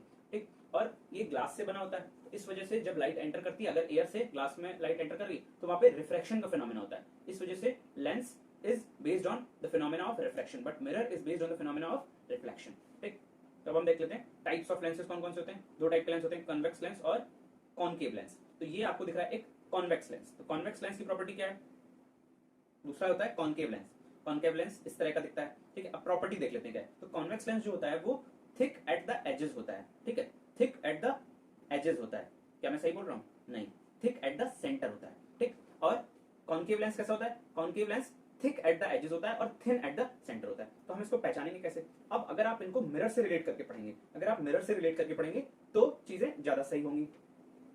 कॉनकेव लेंस जब भी हमें पढ़ना है तो हम कॉन्वेक्स मिरर को याद करेंगे। क्यों? क्योंकि इमेज फॉर्मेशन में भी कॉनकेव मिरर में 6 केसेस थे और कॉन्वेक्स मिरर में 6 केसेस थे। यहाँ पे जस्ट उल्टा करना है। यहाँ पे कॉन्वेक्स लेंस में 6 केसेस होंगे और कॉनकेव लेंस में 2 केसेस होंगे। वहां पे जो कॉनकेव था यहाँ पे वो कॉन्वेक्स हो जाएगा, बस इतना सा फर्क है। ठीक है, तो ये आपको लेंस दिख रहा है। वहां पे कॉनकेव मिरर जो था वो कन्वर्जिंग टाइप का मिरर था, कॉनकेव मिरर वाज कन्वर्जिंग। यहाँ पे कॉन्वेक्स लेंस जो होगा वो लाइट की रेज को एक पॉइंट पे कन्वर्ज करेगा, ठीक है, और कॉनकेव लेंस जो होगा वो डाइवर्जिंग टाइप का लेंस होगा, ठीक। तो यहाँ पे होता क्या है आप ये समझ लो, यहाँ पे रिफ्रैक्शन का फिनोमेना होता है। कैसे होता है इसका बेसिक्स देख लेते हैं। ये लाइट एयर से जा रही है, आपने रिफ्रैक्शन पढ़ लिया, ये लाइट एयर से जा रही है। अब एयर से जब ग्लास में एंटर करेगी तो लाइट की रे बेंड हो जाएगी। क्यों? क्योंकि रेयर से, ये रेयर मीडियम है और ये ग्लास कैसा मीडियम है, ये डेंसर मीडियम है। तो रेयर से जब डेंसर जाएगी तो नॉर्मल की तरफ बेंड हो जाएगी, ठीक है। तो इस बेंडिंग के फिनोमेना की वजह से लेंस में इमेज फॉर्मेशन होता है। और कॉन्वेक्स लेंस हमेशा लाइट की रेज को कन्वर्ज करेगा एक फोकस पे, और कॉन्केव लेंस लाइट की रेज को डाइवर्ज करेगा और ऐसा लगेगा कि फोकस से डाइवर्ज होकर आ रही है। जैसे कि सारे केसेस हमने मिरर में पढ़े थे वैसे ही उसी से सारे मिलते जुलते केसेस लेंस में। तो अगर आपने मिरर्स अच्छे से पढ़ा है तो आपको लेंस में कोई भी प्रॉब्लम होने वाली नहीं है। अब हम देख लेते हैं some important terms related to lenses. तो ये जितने भी टर्म्स हमने उसमें पढ़े थे वैसे ही सारे टर्म्स इसमें भी हैं, ठीक है। तो ये आपको ऑप्टिकल सेंटर दिख रहा है, ये ऑप्टिकल सेंटर है, ठीक है। Central point of the lens को ऑप्टिकल सेंटर बोलेंगे। सेंटर ऑफ कर्वेचर कौन सा होगा? अब यहाँ पे मिरर और लेंस में फर्क क्या है? यहाँ पे दो सेंटर ऑफ कर्वेचर होंगे और दो फोकस होंगे। वहां पे एक ही सेंटर ऑफ कर्वेचर होता था और एक ही फोकस होता था। यहाँ पे दो क्यों होंगे? क्योंकि ये जो ये वाला पार्ट है, जो ये वाला पार्ट है, इसका सेंटर ऑफ कर्वेचर, इसका सेंटर ऑफ कर्वेचर इस साइड होगा क्योंकि ये किसी स्फीयर से कट किया गया है, और वहां पे उसका जो सेंटर है वो इसका सेंटर है, और ये वाला जो पार्ट है, ये वाला जो पार्ट है, इसका सेंटर ऑफ कर्वेचर इस साइड होगा, ठीक है। तो दो सेंटर ऑफ कर्वेचर होंगे। Same in the case of concave lens also, ठीक है। अब देखो प्रिंसिपल एक्सिस पता है, line joining centre of curvature and optical centre, ठीक है। रेडियस ऑफ कर्वेचर, तो रेडियस ऑफ कर्वेचर क्या होगा? सेंटर ऑफ कर्वेचर से लेके ऑप्टिकल सेंटर तक का जो डिस्टेंस है उसको हम रेडियस ऑफ कर्वेचर बोल देंगे, ठीक है। ये उस रेडियस, किसका रेडियस होगा? जिस स्फीयर से ये चीजें कट की गई हैं। प्रिंसिपल फोकस क्या होगा? अब ये चीज इंपॉर्टेंट है, यहाँ पे दो फोकस है, तो हमें कौन से फोकस को कंसीडर करना है किस केस में? तो प्रिंसिपल फोकस वो फोकस होता है जहां पे लाइट की जो पैरेलल रेज होती है वो जब मीट करेंगी, पैरेलल रेज रिफ्रैक्शन के बाद जिस पॉइंट पे मीट करेंगी उस पॉइंट को बोलते हैं क्या? उस पॉइंट को बोलते हैं प्रिंसिपल फोकस। तो यहाँ पे देखो, इधर से जब हम चलते हैं, किसको F1 लेना है, किसको F2 लेना है? जब इधर से हम स्टार्ट करते हैं तो पहले जो फोकस पड़ेगा उसको 1 लेना है, बाद वाले को 2 लेना है। सिमिलरली यहाँ पे भी 1 और 2। बट इंपॉर्टेंट क्या है? जब हम कॉन्वेक्स लेंस पढ़ेंगे तो राइट साइड वाला जो फोकस है, ठीक है, ऑब्जेक्ट हमेशा लेफ्ट में रहेगा, जो राइट साइड का फोकस है उसको हम प्रिंसिपल फोकस बोलेंगे, PF, ठीक। और कॉनकेव लेंस के केस में लेफ्ट साइड वाला जो फोकस है उसको हम प्रिंसिपल फोकस बोलेंगे। इस पॉइंट को प्रिंसिपल फोकस बोलेंगे और इधर इस पॉइंट को प्रिंसिपल फोकस बोलेंगे, क्योंकि पैरेलल लाइट की रेज इस पॉइंट से जाएंगी और यहाँ पे पैरेलल लाइट की रेज ऐसा लगेगा कि इस पॉइंट से जा रही है, ठीक है। तो याद क्या रखना है कि कॉनकेव लेंस के केस में आपको लेफ्ट साइड का फोकस प्रिंसिपल फोकस मानना है और इधर राइट साइड का प्रिंसिपल फोकस मानना है, ठीक। फोकल लेंथ आपको पता है, फोकस और ऑप्टिकल सेंटर के बीच के डिस्टेंस को फोकल लेंथ बोलते हैं। अपर्चर भी पता है, जो ये इफेक्टिव विड्थ है ना, ये जो विड्थ है, ये डिस्टेंस जो है, इसको हम लेंस का अपर्चर बोल देते हैं, ठीक है। तो ये सब बहुत ही बेसिक टर्म्स हैं, ये आपको पता होने चाहिए। अब देख लेते हैं, जैसे मिरर में हमने देखा था कि rules for obtaining images for spherical mirrors, वैसे ही यहाँ पे लेंस के लिए भी कुछ रूल्स हैं जो कि बिल्कुल सिमिलर है, डिटो, ठीक है। तो वहां पे क्या होता था, अगर पैरेलल लाइट की रहती तो वो फोकस से पास हो जाती थी, तो यहाँ पे भी वही होगा। Convex lens behave like a concave mirror and concave lens behave like a convex mirror. तो यहाँ पे देखो पैरेलल लाइट की रे आई तो ये फोकस से चली गई, ठीक। यहाँ पे पैरेलल लाइट की रे जब आई तो ये डाइवर्ज करानी है, पहले आपको पैरेलल लाइट की रे को डाइवर्ज कराना है और फिर बैकवर्ड जाके फोकस से मिला देना है, क्योंकि इसमें फोकस लेफ्ट साइड वाला लेना है और इसमें फोकस राइट साइड का लेना है, ठीक है। इसमें F2 को फोकस मानना है, F2 राइट में होगा, और इसमें F1 को फोकस मानना है, ठीक। प्रिंसिपल फोकस इसको मानना है। तो ऐसा लगेगा कि पीछे से आ रही है तो पैरेलल लाइट की रे कहां से जा रही है? ऐसा लगेगा फोकस से जा रही है, वही चीज है, पैरेलल लाइट की रे फोकस से जाएगी और फोकस से अगर जा रही है तो वो पैरेलल हो जाएगी, जैसा मिरर में होता था। देखो अगर फोकस से जा रही है तो वो रिफ्रैक्शन के बाद पैरेलल हो जाएगी। यहाँ पे भी देखो, अब ऐसे यहाँ पे कैसे पता चलेगा कि फोकस से जा रही है? ऐसा लगेगा कि फोकस से जा रही है, ठीक है, ऐसा लगेगा कि फोकस से जा रही है, ठीक है, और फोकस से जाने के बाद वो पैरेलल हो जाएगी। अब देखो आप, तीसरा केस वहां पे क्या था? वहां पे तीसरा केस था कि अगर सेंटर ऑफ जो पोल था, सॉरी सेंटर ऑफ कर्वेचर नहीं, जो पोल से अगर लाइट की रे पास करती थी तो वो अनडिविएटेड जाती थी। यहाँ पे अगर ऑप्टिकल सेंटर से पास करेगी तो वो उसी पाथ पे वापस आ जाएगी। बस यही 3 रूल हमें पढ़ने हैं इन केस ऑफ लेंस। अब हम इमेज फॉर्मेशन करेंगे सबसे पहले किसमें? कॉन्वेक्स लेंस में, क्योंकि कॉन्वेक्स लेंस में बच्चा 6 केसेस होते हैं, ठीक है। तो जैसे केसेस वहां पे थे, इमेज का फॉर्मेशन वहां पे भी आप समझ के अपने आप बता दे रहे थे, कुछ भी रटने की जरूरत नहीं पड़ रही थी। सेम कहानी यहाँ पे भी चलने वाली है। तो सबसे पहले हम ऑब्जेक्ट एट इन्फिनिटी लेंगे, फिर ऑब्जेक्ट को धीरे धीरे अंदर बढ़ाते जाएंगे, ठीक है। तो ऑब्जेक्ट एट जब इन्फिनिटी लेते हैं तो लाइट की रेस को हम पैरेलल कंसीडर करते हैं, और पैरेलल लाइट की रेस तो सारी एट फोकस मिलेंगी, ठीक है। तो यहाँ पे आप इतनी सारी रेस लिए, आपको कोई 2 रेस चलानी है, ठीक है। आप एट इन्फिनिटी तो आप ज्यादा रेस चला सकते हो, कोई प्रॉब्लम नहीं, बट अगर आप सिर्फ 2 लाइट की रेस चलाओगे और इनको जाके फोकस पे मीट करा दोगे तो आपको इमेज एट फोकस मिल जाएगी। और इमेज की प्रॉपर्टीज आप बता सकते हो, क्योंकि आपको सब चीजें पता है। पॉइंट साइज इमेज है, लाइट की रेस रियल में मीट करेंगे इसलिए रियल एंड इन्वर्टेड इमेज है, और दूसरी इमेज एट फोकस बन रही है। तो इमेज की प्रॉपर्टीज क्या होगी, image at focus highly diminished और रियल एंड इन्वर्टेड। अब देखो, अब ऑब्जेक्ट को धीरे धीरे अंदर बढ़ाना है, तो object beyond centre of curvature और 2f1। अब यहाँ पे मैं ये क्यों लिख रहा हूँ, जिससे आपको कंफ्यूजन ना हो जाए, बियॉन्ड सेंटर ऑफ कर्वेचर और 2f1, 2f1 के बियॉन्ड या फिर सेंटर ऑफ कर्वेचर के बियॉन्ड, क्योंकि सेंटर ऑफ कर्वेचर जो है वही तो 2f1 है। ठीक है, f1 ले लो, इसको 2f1 ले लो। कहने का मतलब क्या है कि जो ये डिस्टेंस है, अगर ये डिस्टेंस मान के चलो 2 सेंटीमीटर है, तो ये डिस्टेंस भी 2 सेंटीमीटर है। ठीक, मतलब सेंटर ऑफ कर्वेचर, ये रिलेशन आपको पता है कि जो f होता है उसकी वैल्यू क्या होती है, r/2 होती है। ठीक, f equals to r/2, focus की वैल्यू रेडियस/2 होती है। तो अगर रेडियस मान के चलो, रेडियस ऑफ कर्वेचर अगर 4 है, रेडियस ऑफ कर्वेचर 4 है, f की वैल्यू 2 होगी। ठीक है, तो इसको 2f1 लिख सकते हैं, क्योंकि फोकस का ये डबल डिस्टेंस। ठीक है, ये चीज आपको इतना समझ में आता होगा। अब हम देख लेते हैं कि अगर सेंटर ऑफ कर्वेचर के बियॉन्ड रख दिया, सेंटर ऑफ कर्वेचर के बियॉन्ड अगर हमने रख दिया, तो क्या करना है आपको, वही दो काम करने हैं। कोई भी दो लाइट की रेस चलानी है, तो एक लाइट की रे तो पैरेलल चला दो, हमेशा पैरेलल चलाओगे तो फोकस से जाएगी, और दूसरी लाइट की रे सबसे आसान तरीका, जैसे वहां पे बताया था कि पोल से चला दो तो उसी पाथ पे वापस आ जाती थी, सॉरी सेंटर ऑफ कर्वेचर से चला दो तो उसी पाथ पे वापस आ जाती थी। तो यहाँ पे आपको क्या करना है कि लाइट की रे को ऑप्टिकल सेंटर से चला दो तो उसी पाथ पे रिट्रैक्ट होकर वापस आ जाएगी, और इस पॉइंट पे मीट कर रही है, इस पॉइंट पे मीट कर रही है, तो इस पॉइंट पे इमेज बनेगी। अब इमेज की प्रॉपर्टीज आप खुद बता सकते हो। देखो, ऑब्जेक्ट जो है वो थोड़ा बड़ा है, इमेज थोड़ी छोटी है। इमेज बन कहां पे रही है, इमेज बन रही है f2 और 2f2 के बीच में। ठीक है, c2 को आप 2f2 मान सकते हैं, क्योंकि डिस्टेंस जो है वो डबल होती है जस्ट। ठीक, इमेज की प्रॉपर्टीज क्या हो जाएंगी, इमेज f2 और 2f2 के बीच में बन रही है, डिमिनिश थोड़ी छोटी बन रही है, और रियल एंड इन्वर्टेड। जब रियल होगा तो इन्वर्टेड हमेशा होगा। रियल पहचानने का तरीका मैंने आपको बता रखा है, रियल पहचानने का तरीका जब लाइट की रेज आपस में रियल में इंटरेक्ट करें, अगर पीछे उनको वर्चुअली, उनको पीछे डॉट लाइन से मिला के मीट कराया जा रहा है, तब इमेज वर्चुअल बनेगी। जब भी इमेज वर्चुअल होगी तो वो इरेक्ट भी होगी। ठीक, अब तीसरा केस, फिर ऑब्जेक्ट को थोड़ा और अंदर लाया, ऑब्जेक्ट को एट सेंटर ऑफ कर्वेचर रख दिया या फिर 2f1 रख दिया। तो जब 2f1 पे हमने ऑब्जेक्ट को रखा तो एक लाइट की रे पैरेलल चलाई, फोकस से गई, दूसरी लाइट की रे ऑप्टिकल सेंटर से चलाई, इमेज 2f2 पे बनी। मतलब अगर सेंटर ऑफ कर्वेचर पे रखा है तो सेंटर ऑफ कर्वेचर पे ही इमेज बनी। मिरर के केस में भी यही होता था, सेंटर ऑफ मिरर के केस में कुछ ऐसे होता था, सेंटर ऑफ कर्वेचर यहाँ होता था, अगर ये ऑब्जेक्ट होता था तो इमेज कुछ ऐसे बन जाती थी। ठीक है, सेंटर ऑफ कर्वेचर पे ही इमेज बन जाती थी।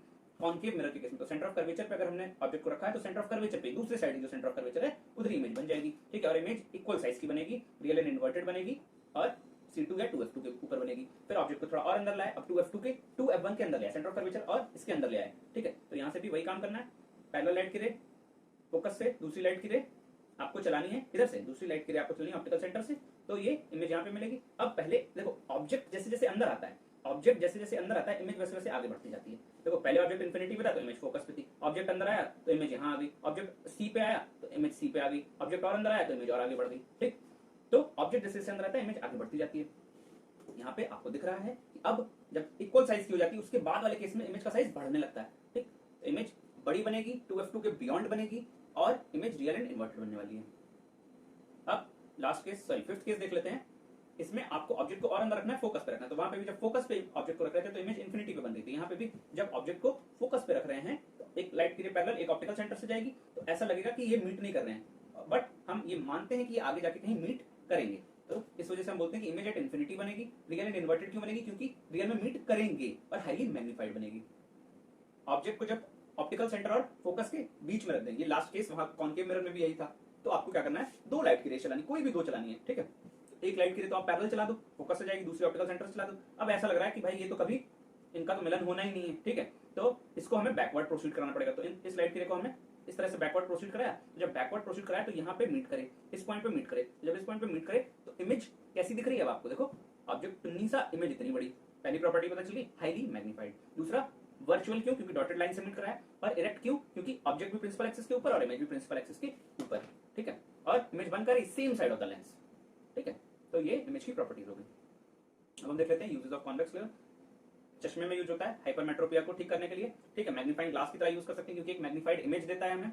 ठीक, और माइक्रोस्कोप और टेलीस्कोप में भी यूज होता है क्योंकि हमें ये मैग्नीफाइड इमेजेस प्रोवाइड करता है। ठीक, आपने कभी वो वाला एक्सपेरिमेंट किया है क्या कि मैग्नीफाइंग ग्लास को हाथ में लेके और पेपर रखा है और फोकस किया तो थोड़ी देर बाद पेपर में आग लग गई है। ठीक है, तो ऐसा इसलिए होता है, एनसीईआरटी में भी ये दिया हुआ है, पेपर में आग इसलिए लग जाती है क्योंकि जो कॉन्वेक्स लेंस होता है, जो कॉन्वेक्स लेंस जिसको कि हम मैग्नीफाइंग ग्लास की तरह यूज करते हैं, वो लाइट की रेज को एक पॉइंट पे फोकस करता है क्योंकि वो कन्वर्जिंग लेंस होता है। तो सन को एज ऑब्जेक्ट ट्रीट करो तो वहां से लाइट की रेज जब आती है तो पैरेलल आएंगी। ठीक है, पैरेलल लाइट की रेज कहां पे मिलेंगी, पैरेलल लाइट की रेज जो केस नंबर हमने 1 पढ़ा है वो सारी लाइट की रेज को एक पॉइंट पे कन्वर्ट कर देगा। और लाइट की रेज में क्या होती है, हीट एनर्जी भी तो होती है लाइट की रेज में, सनलाइट में हीट एनर्जी भी होती है। तो जब सारी हीट एनर्जी एक पॉइंट पे मिल जाती है तो उस पॉइंट पे आग लग जाती है। ठीक है, इस वजह से ये चीजें होती हैं।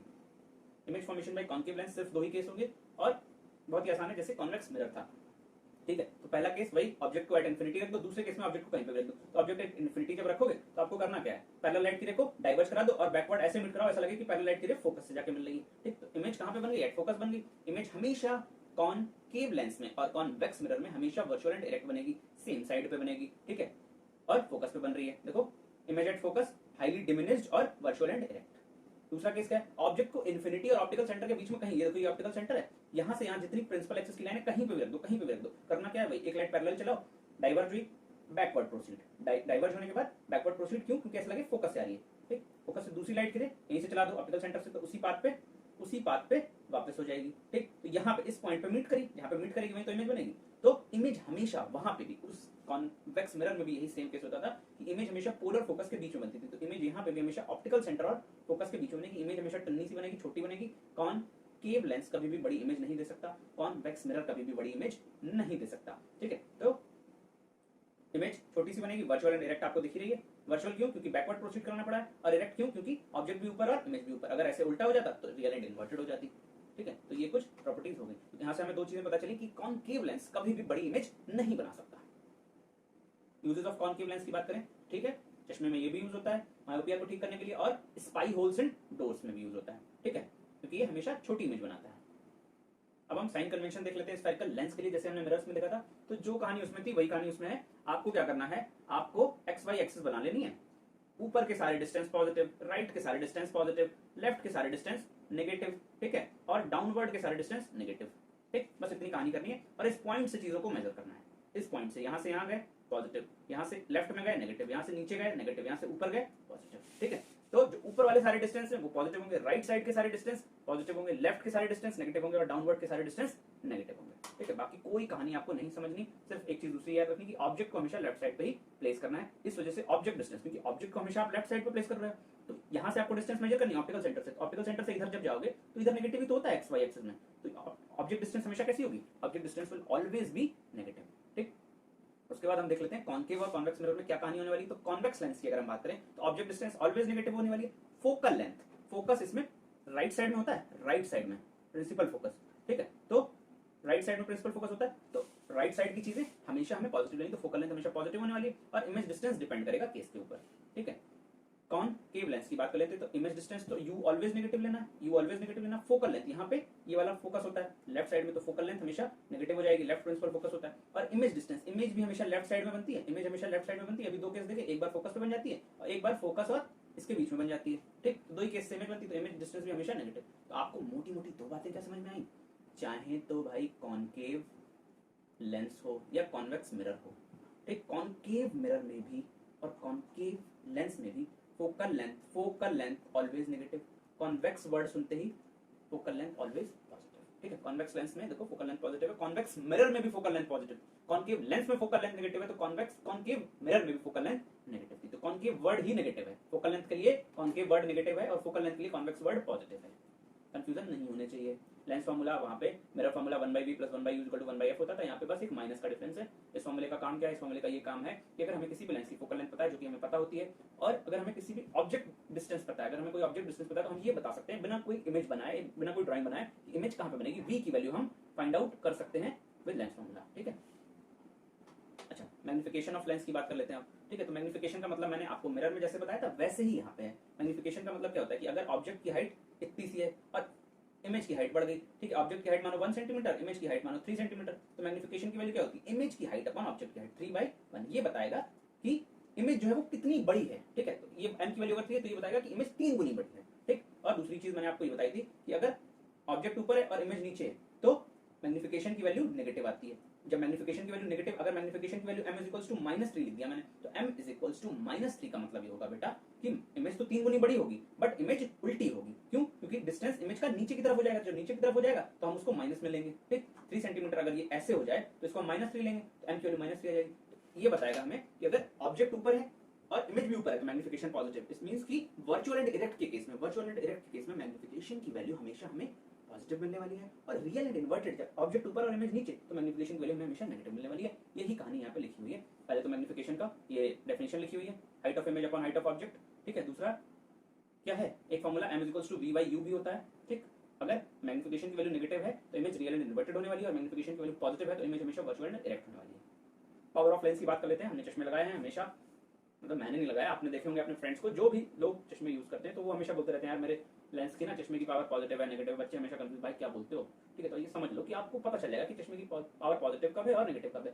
ठीक, तो पावर ऑफ लेंस क्या होता है? 1/f, reciprocal of focal length. ठीक है, यूनिट ऑफ पावर होती है डायोप्टर, P = 1/f। जब भी आप न्यूमेरिकल सॉल्व करें तो फोकल लेंथ को हमेशा मीटर्स में कन्वर्ट कर लें। अगर वो सेंटीमीटर में गिवन है तभी पावर की वैल्यू डायोप्टर में आएगी। ठीक है, डायोप्टर यूनिट तभी है जब फोकल लेंथ को हम मीटर में रखें।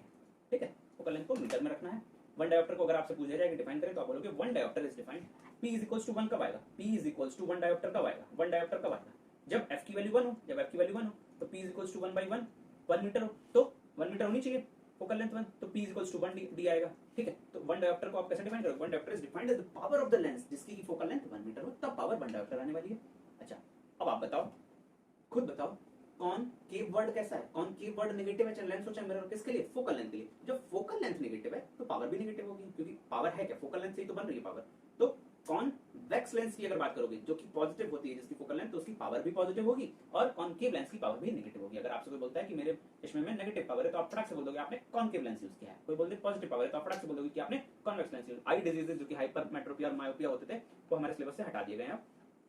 ठीक है, तो आई होप आपको ये चैप्टर मजेदार लगा होगा, सारा कॉन्सेप्ट क्लियर हो गया होगा, कोई भी कंफ्यूजन मैंने छोड़ा नहीं। एनसीईआरटी की एक लाइन, कोई भी क्वेश्चन कहीं से भी आ जाए, हम अगले वीडियो में न्यूमेरिकल्स करने वाले हैं। तो आई होप आपको मजा आया होगा। फटाफट से चैनल को सब्सक्राइब जरूर कर लो और वीडियो को अपने फ्रेंड्स में फटाफट से शेयर कर दो। मिलते हैं नए वीडियो में।